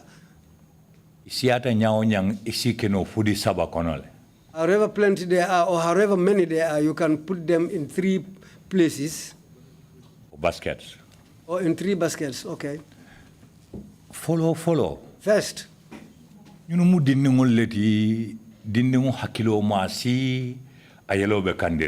These people were young men. And at that time, their blood was hot, and their understanding and thinking was below. Secondly, they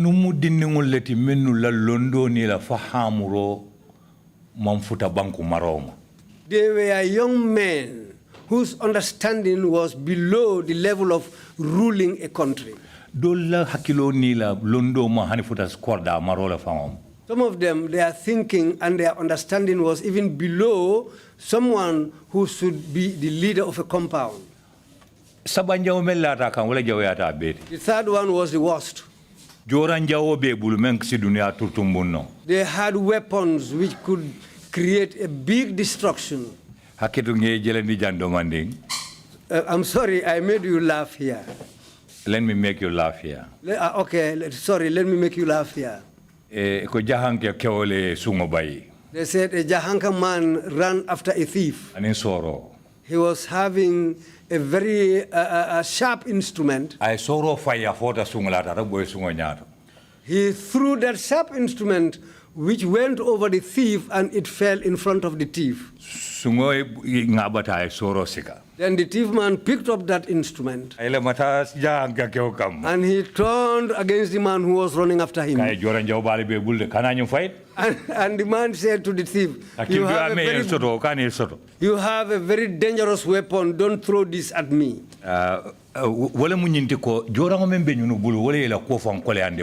That's the reason why the weapons or the instruments of destruction they had, that's what made their things very dangerous. When you agreed to come and join them,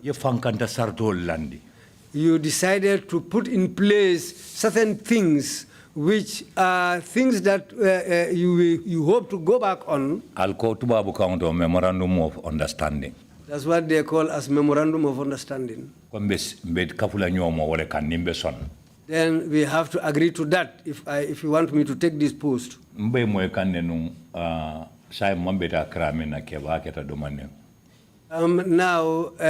I was listening to you now, where elders I cannot keep everything in mind as it Bari ye is. fankanto kele lañi lanjur da sabo be ye fankanto kele kawolu nyama sansang. But you made preparations for all these three situations in case they rise up. Ni nata d'accord wala kam. This is what the agreement was between you and them. Ntele jikoto. Well, according to how I hope things, Ingania senea you have a clean heart, ani banku kanole wulta. and the love you have for your country, that's what pushed you. Wole wakilindi bari ye fankanta dalulondi. That's what made you agree to take the post, but you made preparations also. Ntela jeri nyato. How I saw things. Yedula kilinne inyasa unta dula la kono. You jumped only one place, according to my own observation. You jumped one place. You Ni skipped benyi one place. saratolu mendu landela. These agreements that you put in place with them, Luale betara laring membe mfasala prae sabati. there should have been a law which will guide us all for these things to be sustainable. Wolung lua membe buluba yo constitutional yo baile koe ote tamala. In those days, the law they had, because at that time they had already suspended the constitution, Degree lesikata. they took up decrees. O degree fang woro kete kom. The decrees they established, in fact, 6 were established before you came. Ndela jeroto inyanta no degree le kono jibe na woro men fote koma. Well, according to how I see things, those 6 decrees which were established before you come, you should have looked into them. Ani mengo men nata itela maralo wato kono. And those which were established during your tenure, Wol bedulale menu boy hadema dingol la nyanto tinyala. the areas that were going to be used for human rights abuses, Ye wol je dawoda wherever you see those things, akana ke kome nimbe bangola nge ya marde. it shouldn't be like when we are meeting, I just to give advice. Ye wodulale ye fenu wulangolo wolu bala. You should have taken a red pen to mark those areas. Ye balanga ko alinga njibe alinga nyelapo na And mananda. you should have refused and tell them, well, this area, let's look at it properly, or let's annul this area. Andu manta bengoto And luckily, lead council ba for wato menna. the time lead counsel was saying this, Sembo beje yemendi tela as Attorney General There and was- Minister of Justice. there was a level of power which was given to you as Attorney General and Minister of Justice. Ko ite doro nesi amendment keno nying constitutional. Saying that- Nying degree la. Saying that you were the only person who can do some amendments in those decrees. The schedule to the decree. The schedule to the degrees. Yeah, the schedule to the decrees, yes. Oto wayati na ko neng atra kome nyaman saungala. Well, if it had not been that you skipped, your eyes skipped those areas, Ni oma doron kufulal betara lari. if you have touched those areas, there would be 2 things. Sembo nyim ben tele bulu afele nkomba fola ngafo. I have the power, and I want to say it, and I have said it. Ninga mamoy doro woto be yoti kaneko. If they didn't take it, then they are just fooling me. They are- Andu ni yoti moya tata nyato dorong lanjuro be soto laje. And if that fooling should go ahead, then there will be a problem. Iko nyetel tama tarantante. You're telling me that I own this thing when it is not given to me. Odete fen volante ko be mendila na ware be menkela nye ware lata na men na mbeso na men. Then you will not tell me anything that I will accept or that I will believe. Fulanjang. Secondly, Inata pare lua ninkulu keta hani degree kono hani sojar man sakunda ngamra minata ninte nyapila nyoka kanyo dete adiata nyenyame animal farm. in a military ruling, if we are not going to fall on each other and use power just like in the situation of an animal farm, Oto luale bentam sambalade. then we should go by the laws. Aluala jawe anyana la beti anyala ben samba nyafala. Well, the bad way of those laws or the good ways is the way that we are going to follow. Andu lualu katama kiti bundal. And those laws they work in the courthouses. Ngamira isa unta nyindula fana njibe nale ko kiti bunda te sotola men sito lanyin lualu balano hanning ito nyale bebul. And I think you also skipped that area where they said that there will be no court which will refuse our decrees. Wala munyinti hanni nga wuli yale fa be kala tonyalti diakuya kiti bunda ta tonya andi nola. That means even if we tell lies, there will be no courthouse which will overturn it and reveal them as lies that they are. Andu hanni nga bala firimu nin tilimbali yake. Even if we do anything by power and just what we want, kiti bunda te sotola memba untola bala firimu itandi nola. There will be no court or law enforcement agency which will show that we are doing this just by force. Otonkoto tonya ntenga menje wala munyinti nyuni yetela memorandum jamfale bring al silum folola inyasa undala. Truly, then I think, my elder brother, these people betrayed your memorandum from the first day that you sat with them. Amandianak. Well, it is not nice.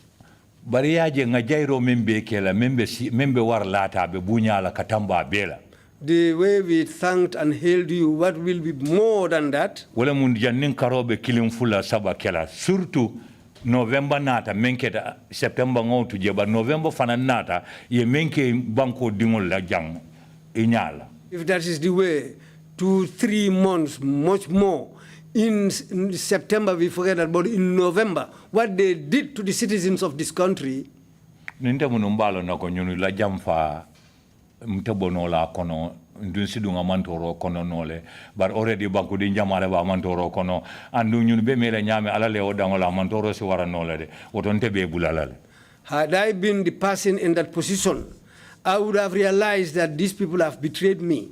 And the hardship and the sufferings that they are going to create for these people, well, it is going to be doubled, and nobody knows when these people are going to give up power. Iko jawara nyola maralo kuriata atapale warta nakaro warta. He said Jawara's regime was full of corruption and bad things. Ngawole bondije maral kutole sambala nam. We removed that one and we are going to put in a new system, membe tilenna, which is going to be just. Atetapalela. There will be no corruption. But say need to call foko hanni luwa ko mabeng diaku ya ngaben. Itinga tapala osordal. How can you then say that even if I do wrong and the law says that I have done wrong, then it is not going to be accepted, that's going to be taken as the truth? Then what is that? Oto kabiru watu la koita ko itete tonya tamandela ndu itete tilinna andu ibe khala kirole kela. If I am the person in that position, from that moment I will know that this person is going to create havoc in this country. He will not be ready to compromise. Much more, this person is in control of the arms of this country. And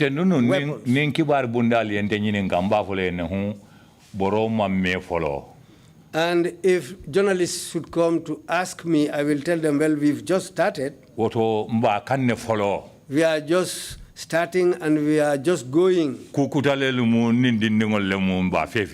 This is something new. It is me and these young men. We are just trying. But I will not balance them with the former regime and downgrade the former regime and take them up and try to hail and praise them. Because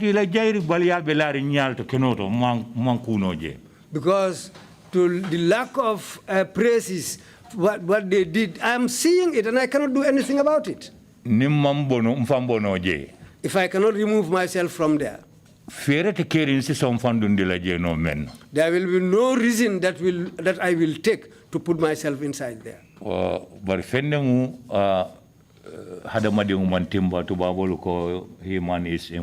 Human is fallible.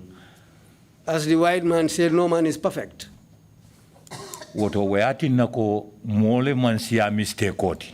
That's why people are not more than mistakes. May Allah forgive me, but even former great men or even former prophets, some of them has made slight mistakes. Because of that, some said they cannot come and stand in peace missions. Oto fancy mistake no le. But you can also make mistakes. O mayitandi ko mo bedo no le banko kande. That doesn't show that somebody will belittle you in this country. Because ijartale furkanganya. Because you are somebody whom people can be proud of. But mbela filela kacha kono natara beje ya fine nate je. But I want in your discussion, if it is part of it, if it is there, okay. If it is not there, okay. Ni londo commission londo. The establishment of this commission. Anything that is important in it. Slogan say never again. There is nothing more than this slogan, never again. And I'm happy, and I'm very happy. You yourself pointed to it. But never again soto. But if we want to attain or sustain or that never again, we have to bring out the truth. And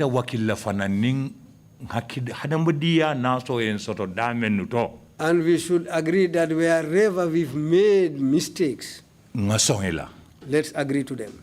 Why we have to do that? We want this to be a school, so that it will never happen again. That cannot happen if we didn't establish the truth. That will not happen if we refuse to agree to our mistakes. And that will not happen if we fail to make plans and preparations for tomorrow. Koto nsimeno diamol warwato tembulu koto kebe dama famu how you can chamano abaraka bake. Thank you very much. I thank and hail you. Abaraka bake. Thank you very much. Was that a question? Sorry, would you want to hear more questions and then take them all at once or respond them to each question or remarks as we go on? I leave that to the chairman. You leave that to me. Commissioner Kinte, it is very important issues.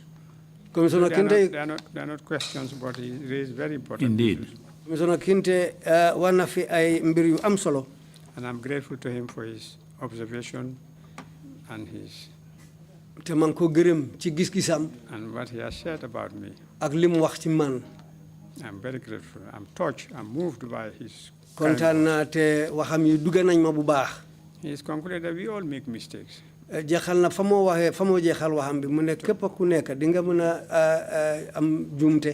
err is human, to forgive divine.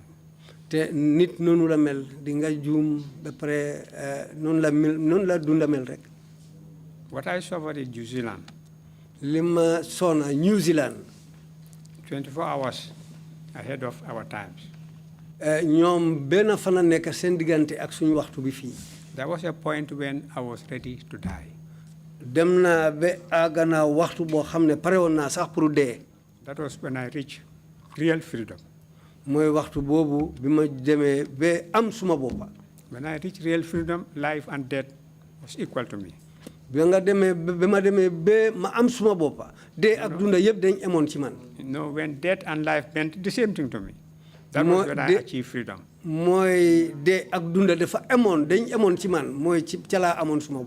But I had thought, wrongly perhaps, wrongly I would say,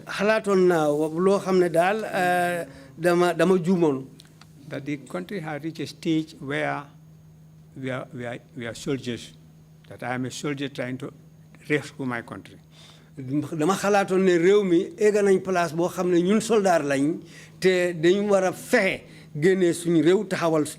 People have gone to war for lesser causes.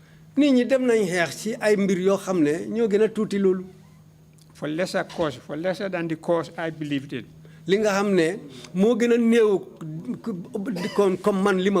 People have died in causes not greater than the cause I had at the time.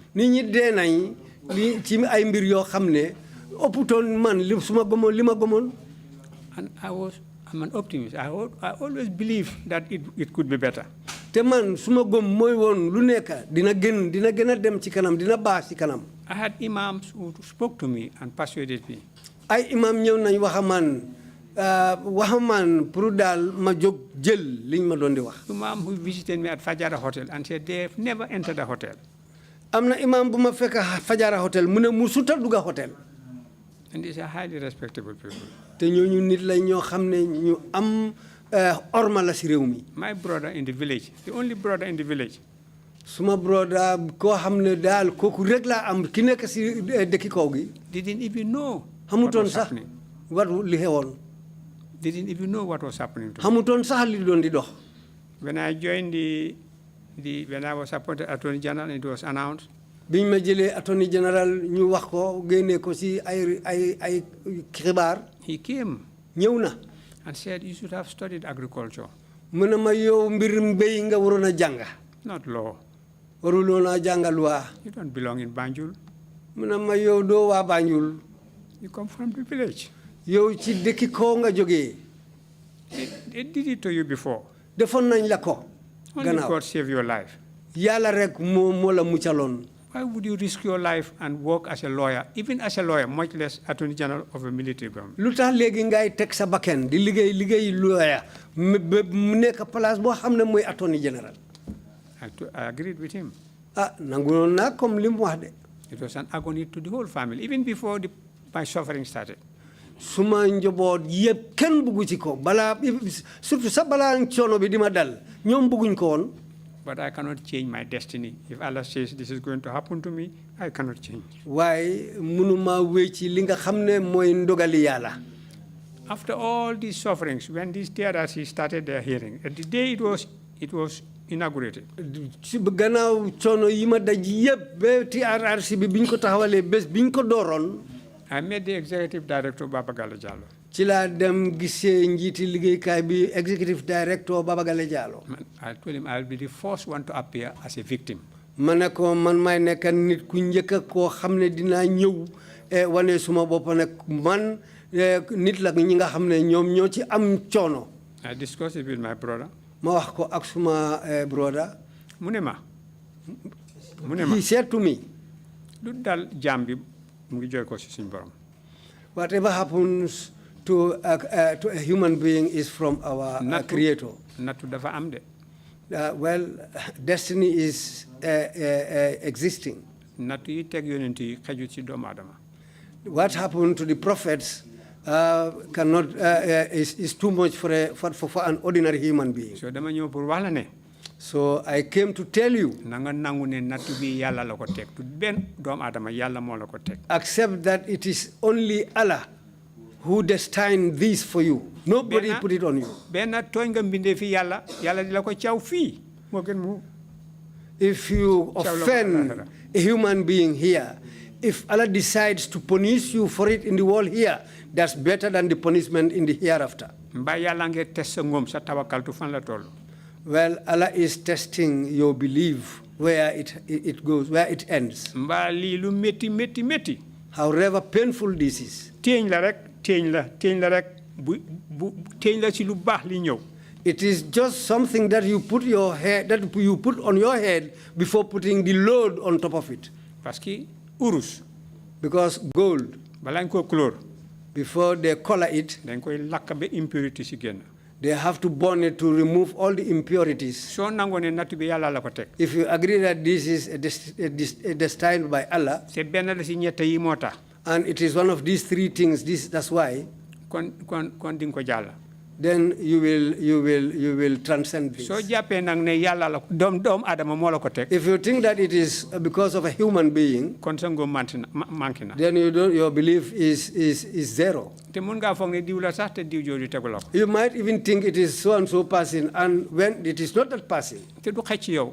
and that will not be good for you. góob si yàlla rek mooy tax lii nga survive ko. it is only Allah who can make you survive this. so bi ma ne maay nekk the first victim pour ñëw bii before the TRRC. why saying that I'll be the first victim coming to the TRRC? suma mag jooju na ma déedéet.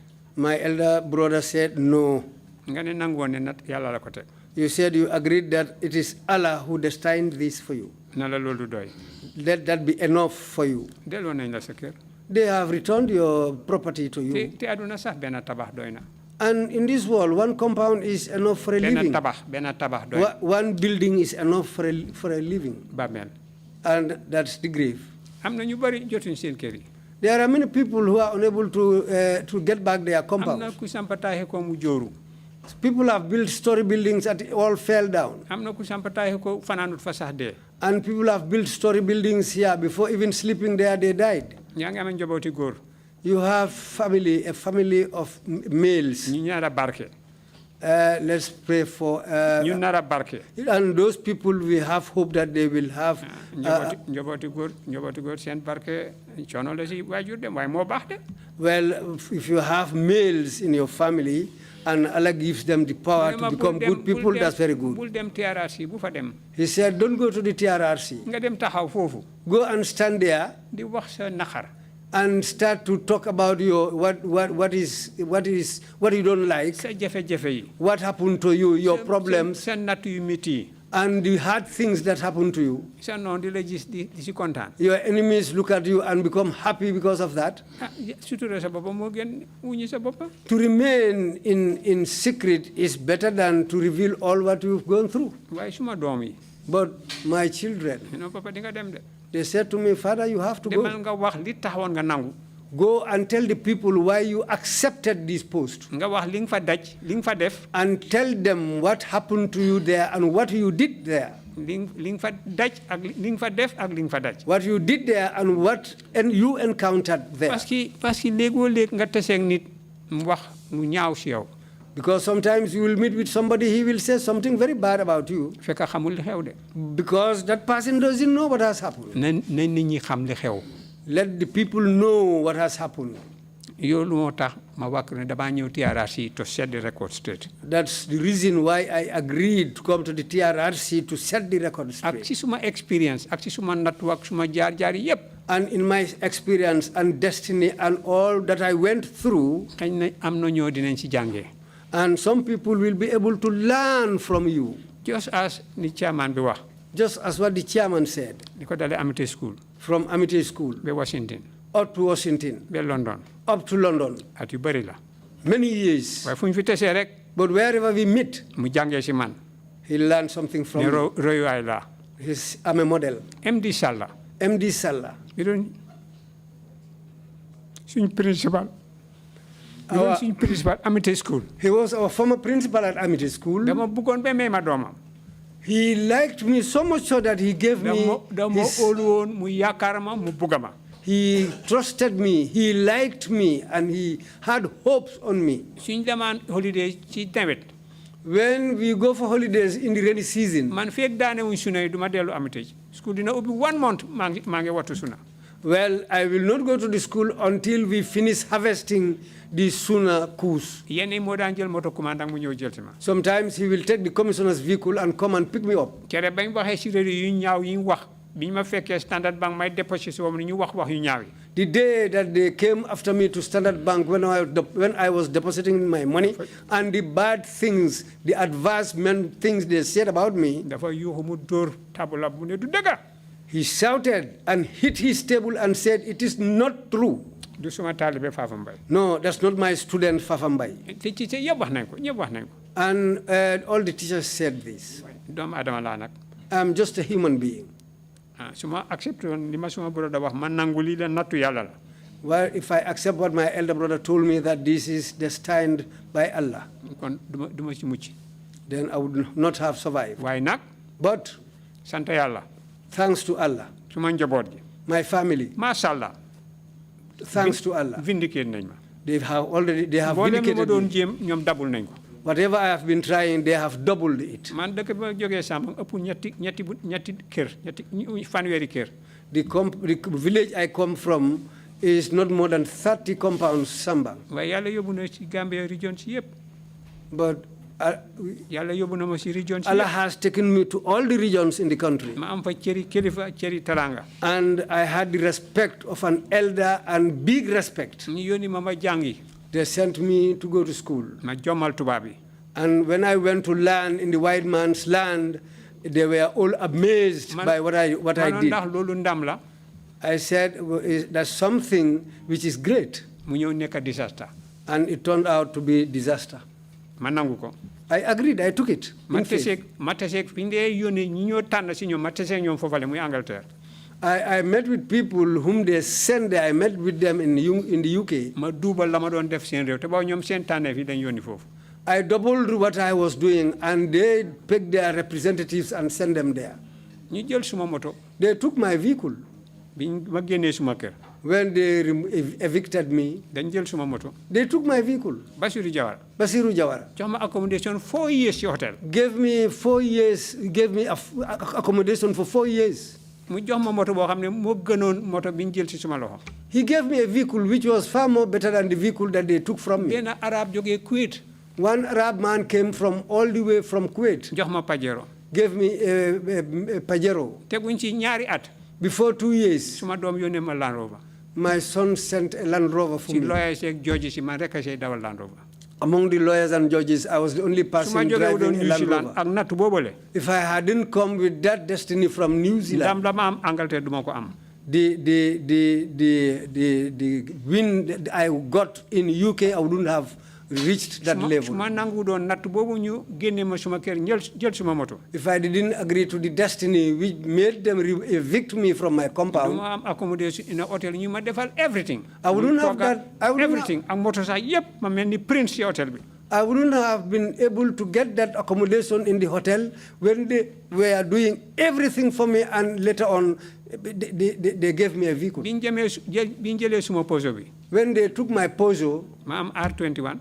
I had an R21. am Pajero. And I got a Pajero. am Land Rover. And I got a Land Rover. yëpp di park ci kër gi. All were parked inside. Were parked in my compound. sant Yàlla. Thanks to Allah. Thank you. Deputy Chair, you have the floor, followed by Imam Jallo. Thank you, Chair. Yes, sir, thank you, Honorable. My question is of a different slant. Man suma laajte nag ci beneen fànn lay jublu. The AFPRC came in on a ticket of probity, accountability, and transparency. PRC ñoom bi ñëwee dañ wax ne dañoo ñëw pour def loo xam ne dafa leer ci jaxaran lu ñoo def ñu jaarale ko ci yoon. In your testimony, you've described a scenario. yow nag ci say kàddu wax nga fi. When under the guise of tax collection, ci jamono ji nga xamee ne ñi nga xam ne ñoo di dajale ay naama. the executive illegally collected monies from innocent Gambians. njiiti réew mi jël ay xaalis dajale ko ci ay doomi réew mi. and diverted these monies into their own use. jël ko nag toxal ko del di ko jëfal seen boppa moomale seen boppa. This is in stark. This is a stark departure from the principles that they were espousing about accountability, transparency, and probity. li dee jéggi na yoon wi nga xam ne ñoom bañ jëlee réew mi loolu lañ doon wax ne foofa la ñoo jaar. What would you call this? loo noo mun a ooyee loolu. daylight burglary. mooy sàcc diggi bëccëg. Thank you. jërëjëf. Thank you. Imam Jallo, you have the floor. Witness, seede bi. I think I have known you much longer than most people in this room. man day foog naa ne li ma la xam moo gën a yàgg képp koo xam ne nekk na fii ci biir néeg bi. It was in those days when you were courting your wife, Fatou Touré. ci jamono boobu nga xam ne yaa ngi ngoro sa jabar Fatou Camara. We all lived in Grand Street at that time. ñun ñëpp a nga dëkkoon Grand Street jamono booba. In fact, you encouraged us to register with the Rapid Results College to get the opportunity I have today. ndax am yow sax yaa ñu xiirtaloon ba tax ñu bindu collège ba tax li ma am tey man mii ma mun koo am. If you remember, there are people like Sidia Sanyang, late Sidia Sanyang. ko fàttale ko ñu mel ni ndem si yàlla Sidia Sanyang. Your friend Ablaye Mbake, late. sa xarit ndem si yàlla Ablaye Mbake. The previous Secretary General of the Gambia government, Sarah Jangha. ak Sarah Jangha mi nga xam ne nekkoon na Secretary General ci nguuri Gambia. I remember when we went to Gambia High School to do the exams. bañ demee Gambia High School pour jël suñ nattum xam-xam. The boys were laughing at us. xale góor yi dañu doon ree. Paa yi dañ def si exam. ne paa yi ñoom dañ ñoo jël si exam. I would like to thank you for that. loolu de maa ngi la cee gërëm bu baax. My questions now. léegi suma laajte yi mooy. Our issue is not what people are saying out there. Suñ mbir day moom du nit ñi di wax rek ci biti. It's very unfortunate if anybody says anything bad about you out there. Dina doy waar daw yaram nag bu fekkee ne nit war naa tollu fële ca biti di wax lu bon I ci sa sympathize with you for all the hardships that you went through. maa nga mastaw bu baax nag ci mitit yi nga xam ne yépp moom nga jaar. All of us have gone through the same system. ñun ñëpp day ci benn anam boobu lañ jaar. Anyone who wants to succeed, you must be seen as a person who should be suppressed. képp koo xam ne rek bugg ngaa jëm kanam dañ laa gisee ne daal dañ la war a noot. I congratulate you for your belief in God maa ngi laa ndokkale nag ci gëm gi nga gëm yàlla suñ borom bi. and the provisions He has made for you. ak li nga xam ne moom la la yàlla suñ borom ba defal. But my issue is waaye nag suma xalaat mooy. decrees that were passed li nga xam ne mooy luwaa yi ñu while doxaloon. you were in office. jamono ba nga nekk ci office ba. You seem to say that there is you allotted them into two compartments. danga ko xaajale ñaari fànn.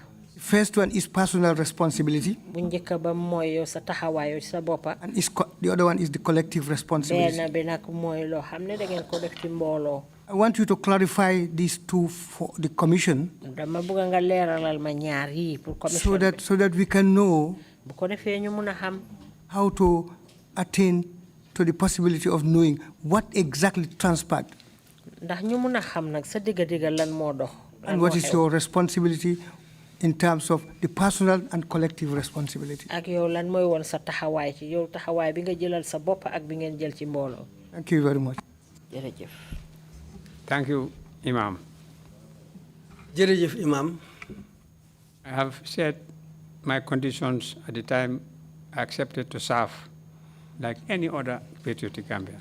waxoon sarta yi ma yi taxoon pour ma jël liggéey bi comme ni képp koo xam ne doomi réew mi lii la te bëgg nga sa réew. I agree with Commissioner Kinte that I was betrayed. nangu naa li Commissioner Kinte wax ne man dañ ma jàmbu. And like most people, I also suffered. Comme ni ñeneen ñi man daal sonoon naa. I didn't join them to suffer. bokkuma ak ñoom pour ma dem foofu daj fa coono. I joined them to relieve suffering. dama bokk ak ñoom pour génnee coono ci kaw nit ñi. So the process of the passage of decrees. bi ñu doon di taxawal décret yooyu. In a cabinet government, there is collective responsibility. Cabinet, si nguur bu am cabinet dafa am li nga xam ne ñoom ñëpp ñi nekk ci cabinet bi ñoom ñëpp a koo bokka.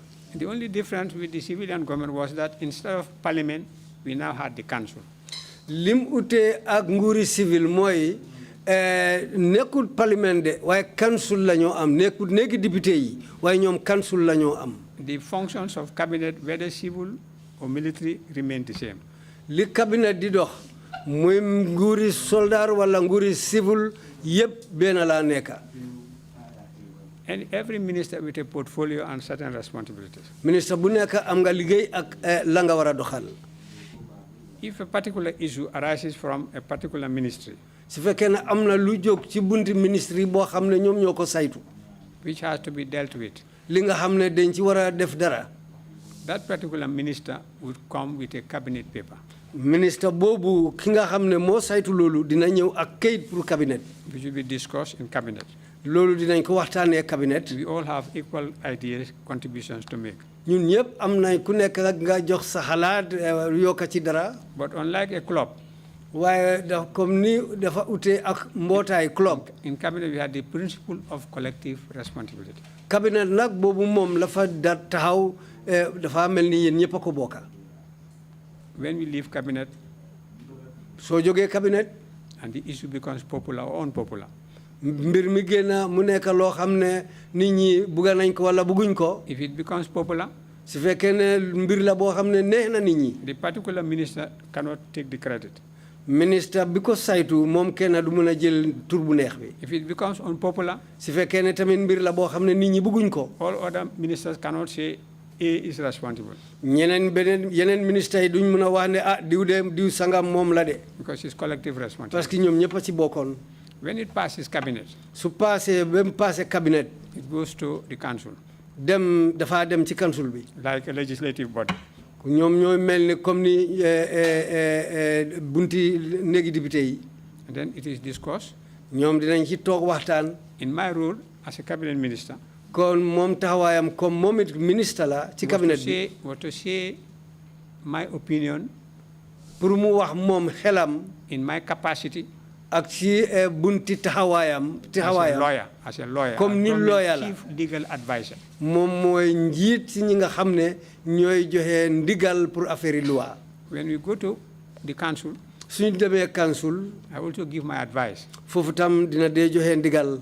Now, that is where the problem started. foofu la texa bi dooree. Because if they listen to me and say and didn't reject my advice. suñ ma dégloo te bañuñ ndigal bi ma leen jox. That is, they have listened to me. loolu dafa mel ni dañ ma déglu. But when the results come, it would appear that they didn't hear me. waaye suñ demee ba gis ñoom lañ mujjee def daf maa wan ne ñii dégguñ ma. And it becomes very agonizing. te su boobaa daf dee nekk lu métti. The only thing I could do is to discuss it with my staff in the Ministry of Justice. léena li ma si mën a def mooy ma waxtaanee ko ak suma liggéeykat ñi nga xam ne ñoom ñoo nekk ci suma bunti liggéeykaay. Or to discuss it with my fellow cabinet ministers. wala ma waxtaan ko ak suma beneen naataango yi nga xam ne ñu ngi ci cabinet bi. And invariably. te comme ni yéen ay ni mu dee utee. invariably si gën a bari. comme ni mu dee yéen ay si yoon yu bari. with the Secretary General. ak Secretary General. Because he was closest to the council, to the chairman. parce que moom moo gënoon a jege council bi moo gën a jegoon chairman bi. There are times when we were able to disarm certain intentions. dafa am ay yenn dañ dee fexe ba wécci ay jubluwaay. There were times when the council would meet and make their decisions without us.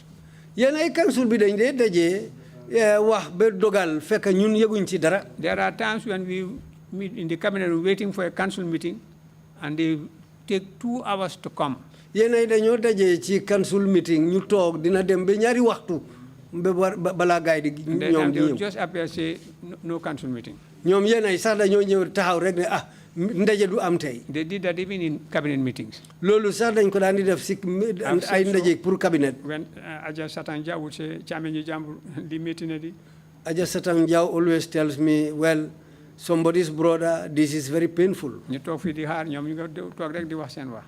We have been sitting here for so long waiting, and they were sitting there talking amongst themselves. ñeneen ñi ne du xam nañ ne ñu ngi fi nañ toog rek xaar. Some will say, well, they know that we are here waiting. Let's sit and wait for them. Man amoon na time ma dem fekk leen si bi office chairman. There was one time when I went and met them inside the chairman's office. benn bànqaasi garab mu ngi dem ba dugg si palanteer bi. There was a tree. One of the branches came all the way into the office. Man nag dama war a fàq bànqaas bi leen ñaf leen parce que yéen a ñëw waste suñu time te yéen soldat dafa war a respect time. I said I should have cut this branch of this tree and beat you up because you soldiers are wasting our time. dama leen jàppe woon rek ne maguñ suma doom yi. I just took them as age mates of my son. The chairman the National Consultative Committee, the National Clowns Committee. When the chairman called the National Consultative Committee as the National Clowns Committee, mer keroog. I became very angry that day. The Secretary General office when the Secretary General has to call me into his office and tell me, well, calm down. Secretary to the Cabinet, Ablaye Sallah, Nyamina la jóge, mu ñëw fekk ma kër. Secretary to the Cabinet, Ablaye Sallah, is from Nyamina. He came to my compound. He said, well, all what you said, we know. But right now, at this moment, so by with us. If you leave, this country will disintegrate. Just hold on to what you are holding. It's difficult, but hold on to that. But when I left, I cannot say that it was because of me leaving. But when I left, what happened at the judiciary? What happened at the Attorney General's chambers? I am not saying that I have the credit to stop that. Why one a difference of when I was there and when I was not there. But everybody saw the difference of the time when I was there and when I was not there. Difference bobu nak. And that difference mo demon be money. That's the difference which went to a level. So I said to myself, it is not worth it. Let me leave. I said, but if I leave, things will be worse. There were some ministers who left. They were dismissed. They had to run. If they didn't run away and leave the country, they would have been killed. It went on up to 20 years. They came back to the country. As for me, but for me, everybody from Sambang is proud of me. Apart from Allah, they all have their hopes on me. I cannot run. It's too late for man buy. That's why I stood in Farafenye and said that it is too late for me to leave the country. But my family, and they know that what I can do, and with Allah's help, I went with all the three of them, and we boarded a plane and went with them to England, and I enrolled all of them into universities. My father. Baba, 1 shilling more than school fees a month. And in those days, it was 1 shilling per month, which was school fees. 9 months, la ñoo fay shilling muy $2.25 butus. We pay for 9 months. You pay $2.25 butus. For 4 years. For 4 years. But after 4 years, it was all scholarship. Because after 4 years, it was all scholarship. $40. It was even below $40. Lola spent him on school fees. That's what he spent on me for school fees. Madembe, you will in high school, be university. But I tried. I took them to high school, up to the level of university. That's the time when I said that, well, Allah has accepted my father's prayers. God has blessed me. God has blessed him. When we were farming in the farms, they were sweating. He was sweating. He did farming to the level of sweating. I took his hoe from him. I told him, go and sit under the shade of the tree. He stood up and looked at me, and he was shaking. He said to me, you know me, Nderimbai. But you, Fafa, you will not be a farmer. That's all what was taking me, inspiring me. Wow, the difference. Nature and my orientation. This was the difference of my nature and the others that I didn't know. Do I give up? I don't give up. I don't give up. New Zealand, I am. If I am somebody who usually easily gives up, I would have given up in New Zealand. But what happened to me in New Zealand? It was just like a gun. It catapulted me. This is why I was able to do what I did in the United Kingdom. Man, I am like that. But all I thank Allah and the way I was brought up. Thank you. Thank you. Absolutely. Thank you very much. Dr. Fafa, if you have any remarks, final remarks to make, please proceed to do so now. su fekkee ne am nga benn kàddu boo xam ne loolu nga bëgg a kaaral pour jeexal sa CDA bi mun ngaa wax léegi. Thank you, Mr. Chairman. jërëjëf Mr. Chairman. Mr. Chairman. Mr. Chairman. Commissioners.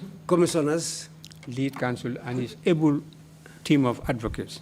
Lead counsel ak liggéeykatam yi nga xam ne dañ seet loxo man seen liggéey. The executive director.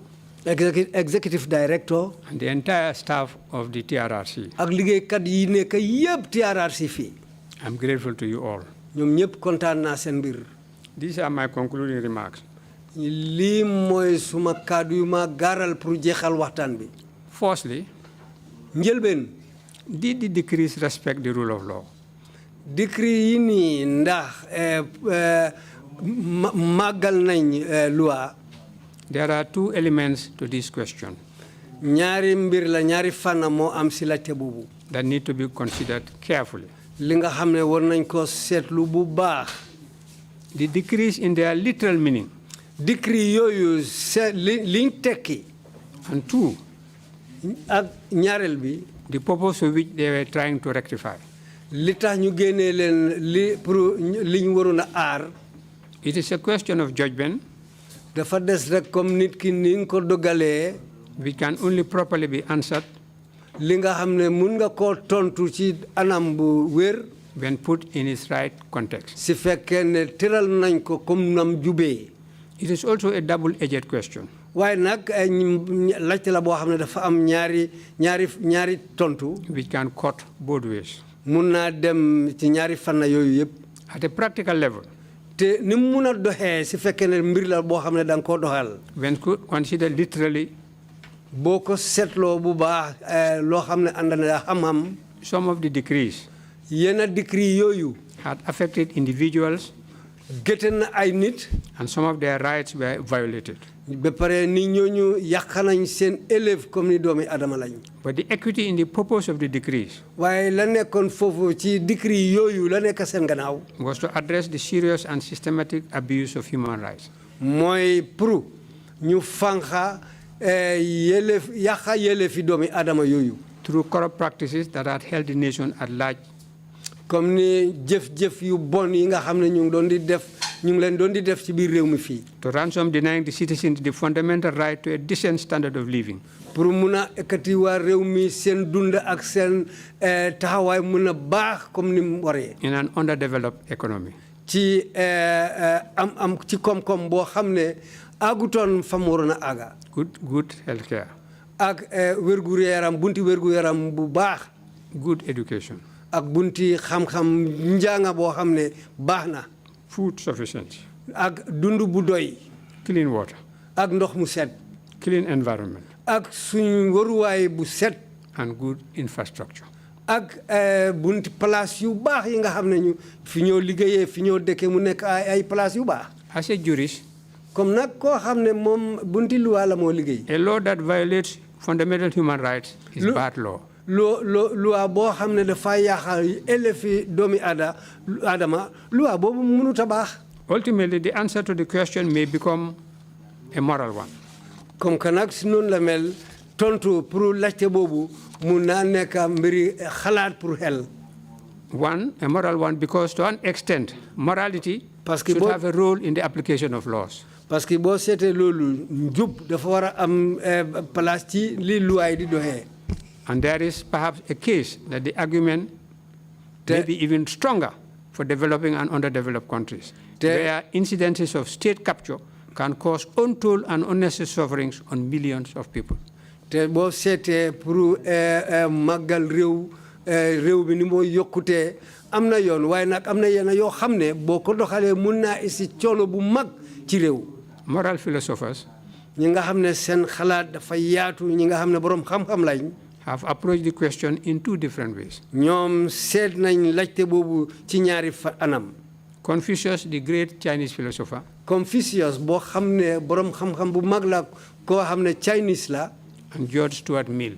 ak George Stuart Mill. who, contrary to his master, Jeremy Bentham. koo xam ne magam wala ki ko jàngal Jeremy Bentham. whose philosophical orientation was it is the greatest good for the greatest number. is the best thing in life. moom li mu wax mooy li gën a baax mu am pour ñi gën a bari moo gën a baax. But John Stuart Mill, his student, waaye ki mu jàngal talibem John Stuart Mill, said it is better to be Socrates dissatisfied than a fool satisfied. mu ne li gën mooy pour fexe nga amal sa boppa nga doylu yow sa boppa moo gën pour jéem a def pour ñeneen yëpp satisfy. But Mill's point, which I want to emphasize, waaye Mills moom li mu wax li ma bëgg a dëgëral, is when he said, do as you would be done by. mooy defal comme na nga bëggee pour ñu defal la. They believe that you should ask yourself how you would feel if the situation were reversed and the law applied to you. ñoom li ñu gis mooy yow sa bopp naka ngay mel si fekkee ne loi yu olbati nañ ko def la comme ni ko yow comme niñ ko defee keneen. Immanuel Kant's approach was not that different. Immanuel Kant kooku moom it yoon bi mu jël utewuñ bu baax. But was more pointed. waaye loolu moo gënoon a taali daal. He said, moom mu ne. if it is wrong, su fekkee ne lu bon la. it is always wrong. loolu kay dafa bon rek. If we contextualize this, loolu boo ko jëlee nga taxawal ko. it means mu ngi firi ne. if by applying the law literally, su fekkee ne ñu ngi doxal loi comme nam amee. someone's rights would be violated. am na ñi nga xam ne day dinañ yàq seen élève. It is always wrong and the law is bad. te loolu nag lu bon la te loi bi tamit baaxut. But Jeremy Bentham advised that you look at the purpose, ndigal na ne seetal mbir mi li tax ñu taxawal ko. the result of the law. loi boobu lan la firi. Meaning, moo tekki. what is best for everybody. li nga xam ne moo gën pour ñëpp. in the end. fa moo mujjee. What is best for everybody in the end? That is the main question to ask. li nga war a laajte mooy lan a gën pour nit ñi yëpp fa moo mujjee. If what is best for everyone would be adopting a corrective measure, su fekkee ne pour li gën pour nit ñi yëpp su fekkee ne moo war a tax ñu jël yoon boo xam ne mooy yoon bu jub. would lead to a developed economy. loolu dinañu yóbbu pour suñ koom-koom bi gën a dem kanam. Good health care for all. ñëpp am wérgu yaram bu baax. Good education for all. ñëpp am bunti njànga bu baax. Clean water for all. ndox mu set ñëpp am ndox comme nañ ko buggee. Clean environment with infrastructure. li ñu wër yëpp nekk lu baax ak place yëpp nekk place yu baax. comme niñ ko buggee. Food sufficiency for all. ñëpp am dund bu doy. Jeremy Bentham would say that the greater good of the majority is better. kon Jeremy Bentham dina wax ne li gën pour nit ñi yëpp kon nag loolu moo gën. When I agreed to accept the position of Attorney General and Minister of Justice, so loolu man nangu pour jël place yi Minister of Justice ak Attorney General. My intention was to serve the nation to the best of my ability. lim mooy woon suma kéenee mooy ma liggéeyal suma réew comme na ma ko munee nam gënee. I believe also to an extent te gëmoon naa ne tam ba ci appa boo xam ne. that the initial intentions of the members of the AFPRC were also well-meaning for the nation. gëmoon naa ne AFPRC kéenee bu njëkka bi mu amoon bi ñoo taxaw dama fogoon ne loolu moo gënoon pour réew mi. It was never my intention to enable a dictatorship either wittingly or unwittingly. musuta nekk suma kéenee pour ma taxawal nguuri jaay doole yëg naa ko yëguma ko wala xam naa ko wala xawma ci dara loolu nekkutoon suma kéenee pour taxawal nguuri jaay doole. Far from it. dafa sori loolu sax. I was not the architect of the decrees referred to since then. man bokkuma woon since the proceedings of the commission. bokkuma woon si décret yooyu nga xam ne ñooy décret yu garaaw yi ñu taxawaloon noonu. depuis bi commission bi taxaw. I was not the architect. te man nekkum ne man maa leen joxe man maa leen génnee taxawal leen. And I did not enact them. te man jagaruma leen ba taxawal leen.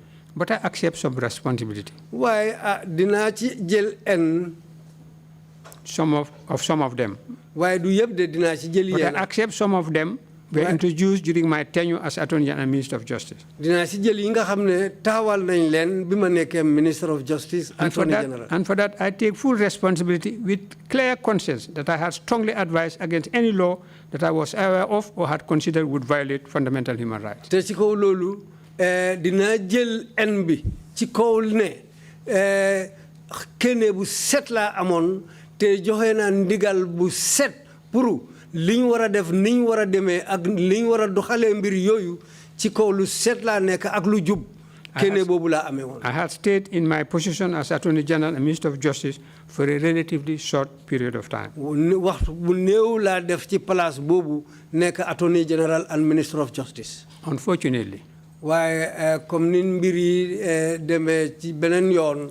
The table turned when greed and self-interest took over the priorities of the members of the APRC. table bi wàcceeku na bi ñàkk a doylu ak xalaat yu bon yi duggee ci mbir mi. And they betrayed the people by discarding into the waste bin their initial wholesome and honorable intention of nation building. ci lañ dellu def ay yu bon ñu yàqa digle yiñ joxoon nit ñi ñu ñëw jël loolu sànni ko ci dosbin bi jël seen yooni boppa comme ñoom nañ ko buggee. With that, I parted company with them in acrimonious circumstances. ci kaw loolu nag moo tax ma tàggoo ak ñoom te tàggoo boobu mu ngi demee ci anam bu ñaaw. And at great risk to my personal safety when they saw me as an obstacle to self-perpetuation. te loolu maa ngi ko gis ne man suma boppa ni ma muccee looloo tax ma jël loolu te ñoom ñu ngi ko gisee ne man nit laa koo xam ne xëy na ñoom dama bañ seen yoon. I have suffered. man sonna naa de. Some have suffered. ñeneen ñi tamit sonna nañ. You have all suffered. ñun ñëpp sonna nañ. Some more so than others.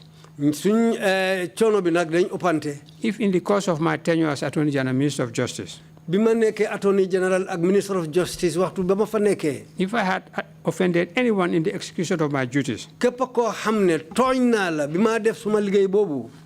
I extend my sincere apology. maa ngi laa baalu di la ñaan di leen baalu. And in turn, forgive anyone who may have offended me. te man baalal na képp koo xam ne tooñ nga ma. Mr. Chairman, Commissioners, Mr. Chairman ak Commissioners. Lead Counsel and his able team of advocates. Lead Counsel ak liggéeykatam yi nga xam ne man nañ seen liggéey. The Executive Director and staff of the TRC. njiiti TRRC Executive Director ak liggéeykatam yi. The media and fellow Gambians. bunti xibaar yi nga xam ne ñu ngi fi nekk ak waa Gambia yëpp. I am grateful to you all. kontaan naa seen mbir yéen yëpp. For the difficult but noble service you are all giving to our country and people. pour liggéey bu jub liggéey bu baax liggéey boo xam ne dafa am orma li ngeen di defal réew mi. And especially for the opportunity being given to all of us. pour surtout yoon bi ngeen ñu ubbil ñun ñëpp. For providing a historical record of this dark period in our history. pour ñu ñëw wax li nga xam ne mu ngi aju ci suñu taarixi réew mi pour ñu wax waxtu boobu nga xam ne lëndëm mu ngi woon si réew mi. So that together and Gambians yet unborn. pour ñun ñëpp ak Gambian yi nga xam ne judooguñ. We'll work with patriotism and service to our people and loudly proclaim never again. dinañ dox ak puugar ba pare ak kóolute ak yaakaar ne lii façon boobu du amatu si réew mi. I am most grateful to God the Almighty. maa ngi gërëm yàlla mi ma jagar. for providing me the opportunity to have served my country in the offices I was privileged to have occupied. pour yoom bi ma yàlla jox ma liggéey ci bunti office yoo xam ne office yooyu la ma yàlla ubbil ba ma mun a def liggéey ci office yooyu kon ma ngi gërëm yàlla ci kaw loolu. And also for having guided and protected me during this difficult period. yàlla moo ma aar wan ma yoon mu tete ma ci waxtu boo xam ne waxtu bu naxari la woon. I am also grateful to the mass of my fellow countrymen and women for their support and sympathy. ma ngi gërëm waa réew mi ñëpp ñi nga xam ne taxawal nañ ma taxawee nañ ma ba pare ñu tete ma ci kaw loolu ma ngi leen di gërëm ñoom ñëpp ci seen taxawaay bu baax boobu. I therefore remain on my stand a proud son of this land. ben tey ma ngi des ci taxawaay boo xam ne man doomi réew mi la moo xam ne mun naa puugaroo réew mi. Uncowed and unbowed either by hopes or by fears. koo xam ne amul lu ko yaaxa muy yaakaar wala muy loo xam ne lu tiitange la. Mr. Chairman, as a young man, I saw visions. Mr. Chairman, bi ma nekkee ndaw dama amoon gis-gis. Visions of a new nation. Gis-gis boo xam ne réew mu ees laa gisoon. With a glorious tradition. ak aada boo xam ne aada bu jàmpala.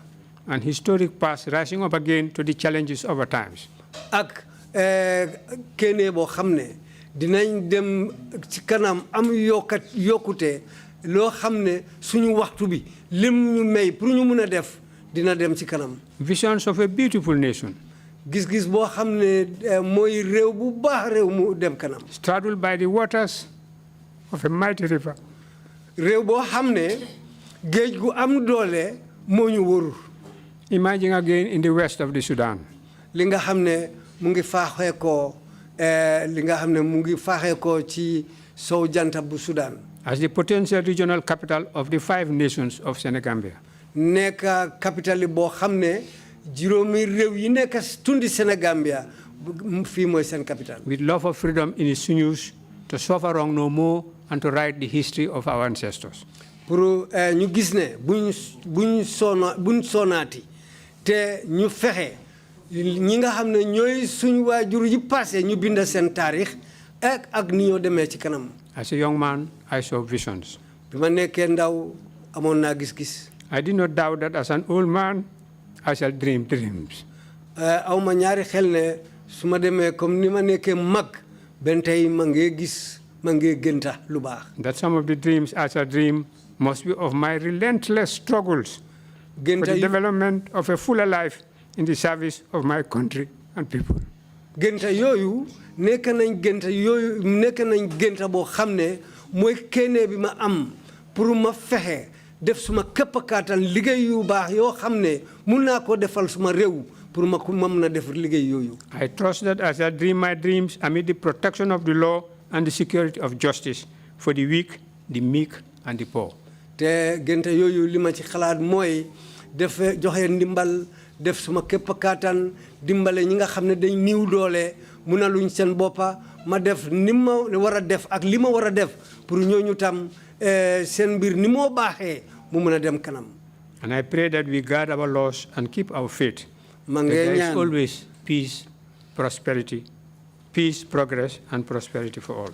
ma ngee ñaan suñ luwaay ñu taxawal leen li nga xam ne dinañu dimbale aar ñu am jaama jëm kanam ak yokkute si réew mi.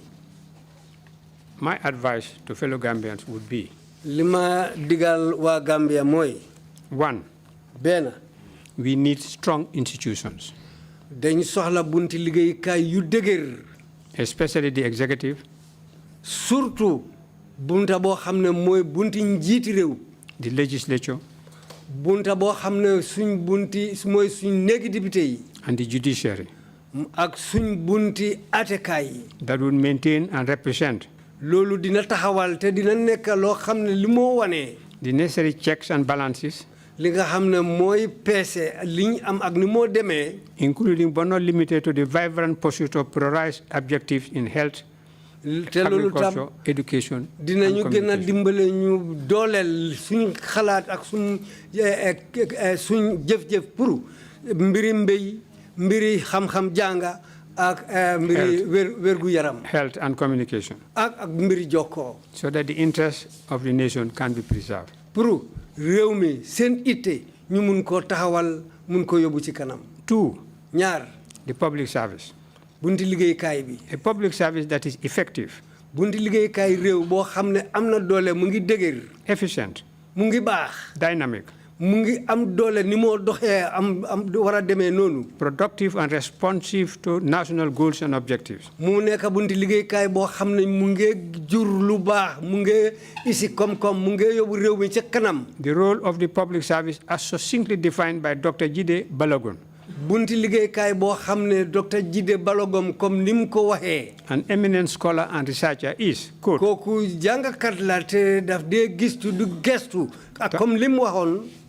to address the challenges of growth and development. pour lépp loo xam ne texa la wala loo xam ne dafa isi problème ci jëm kanam ak yokkute. In order to transform our natural resources into goods and services. ni ñoo fexe pour ñu isi wecci li nga xam ne moo ñoo isi luñ soxla liggéey bu baax ak niñ ko war a defee. That meet the revolution of rising expectations that come with political independence. comme ni nit ñi tamit seen ité seen xalaat ak li nga xam ne mooy ñëw ak suñ ami boppa ni moo demee. comme loolu yëpp mu taxaw dëgër. ñetteel bi. There should be effective policies to increase the level and quality of the education and awareness of our people.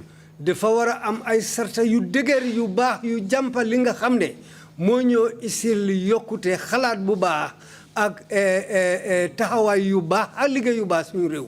Especially in matters of social justice, economic development, science and technology. li nga xam ne surtout li dem ci nit ñi seen ni amee suñ boppa suñ ni ñoo dundee ak ni ñoo yóbboo réew mi ak ni ñoo liggéeyee ak comme niñ soxla ni moo amee si réew mi. 4, discipline. ñeneen mooy nekk mbiri yar. There cannot be development without discipline.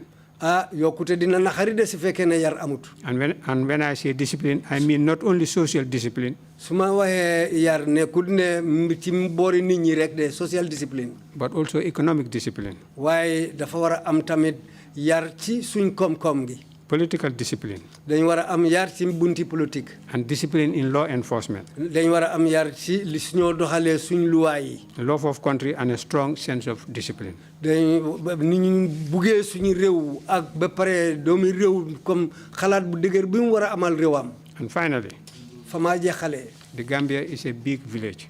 Gambia dafa mel ni dëkk bu rëy. in which we must continue to foster tolerance. dëkk boo xam ne nañ continuer di wàccee suñ bopp ñu nangu ñu daal ñu déggoo suñ ñu ni neen. Forgiveness. ñu balalante. And reconciliation. ba pare ñu delluwaat déggoo jàppante ñu juboo. If ever. si fekkee ne dina musa am. And especially. surtout. in the situation and times we are. si waxtu biñ dëkkee nii léegi si jamono ji. Mr. Chairman, thank you. jërëjëf Mr. Chairman. Thank you very much indeed, Kutoke Fafa, for your testimony. Thank you very much. Jërëjëf Mr. Fafa. ci sa kàddu yi. And for the very wise concluding remarks you just made. kàddu yu rafet yi nga xam ne moom nga tëjee. We appreciate your taking time. We've taken almost 3 days of your time. jël nañ ñetti fan ci sa ay waxtu. You come and help us fulfill our mandate. pour nga ñëw dimbale ñu ngir ñu mun a matal li nga xam ne moom lañ ñu sant. In creating a historical record of what exactly happened in this country during 22 years. ndax ñu mun a feeñal lépp loo xam ne moo daan dox fii ci biir réew mi ci ñaar fukki at ak ñaar yi ñoo gëstu. We thank you very much, Emma, for your contribution. ñu ngi laa gërëm bu baax ci sa ndolleen bu am solo bi. Council, you have some submissions to make. If you do, please proceed. Yes, Mr. Chair, we would want to go through the exhibits. Yes, indeed. Yes, just a second.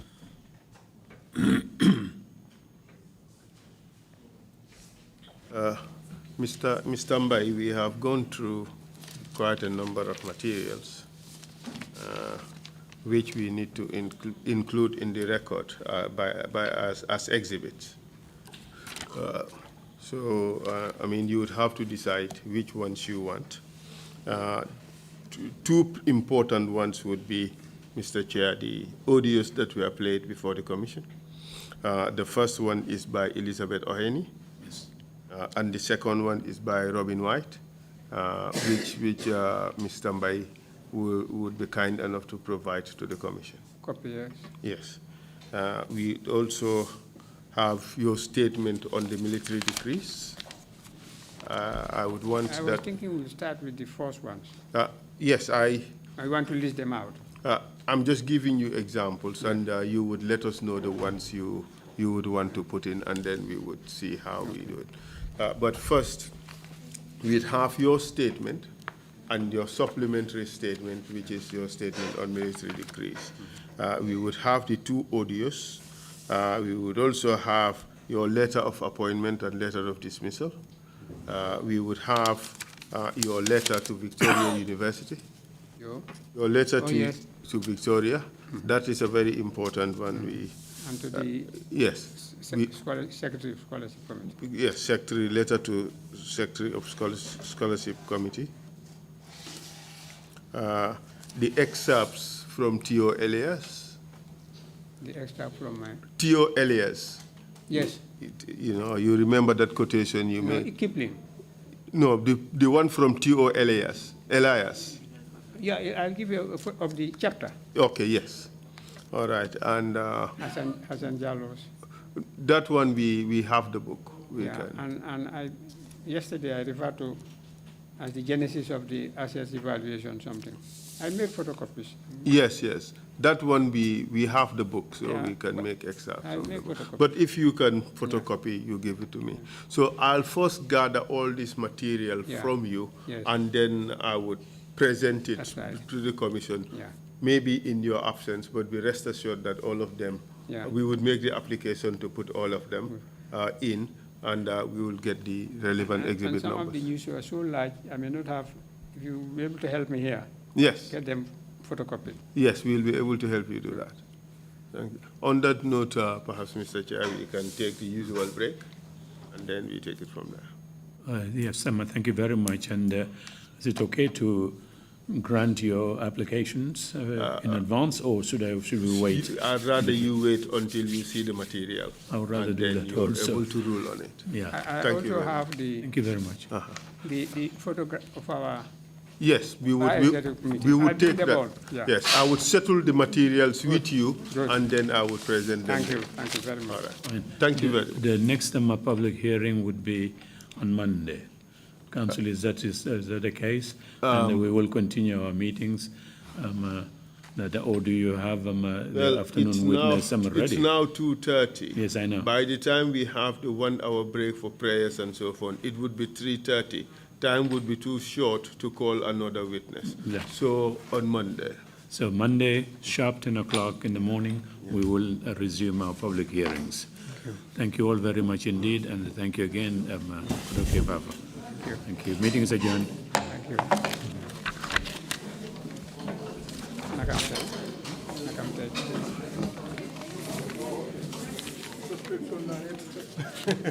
Nakamte.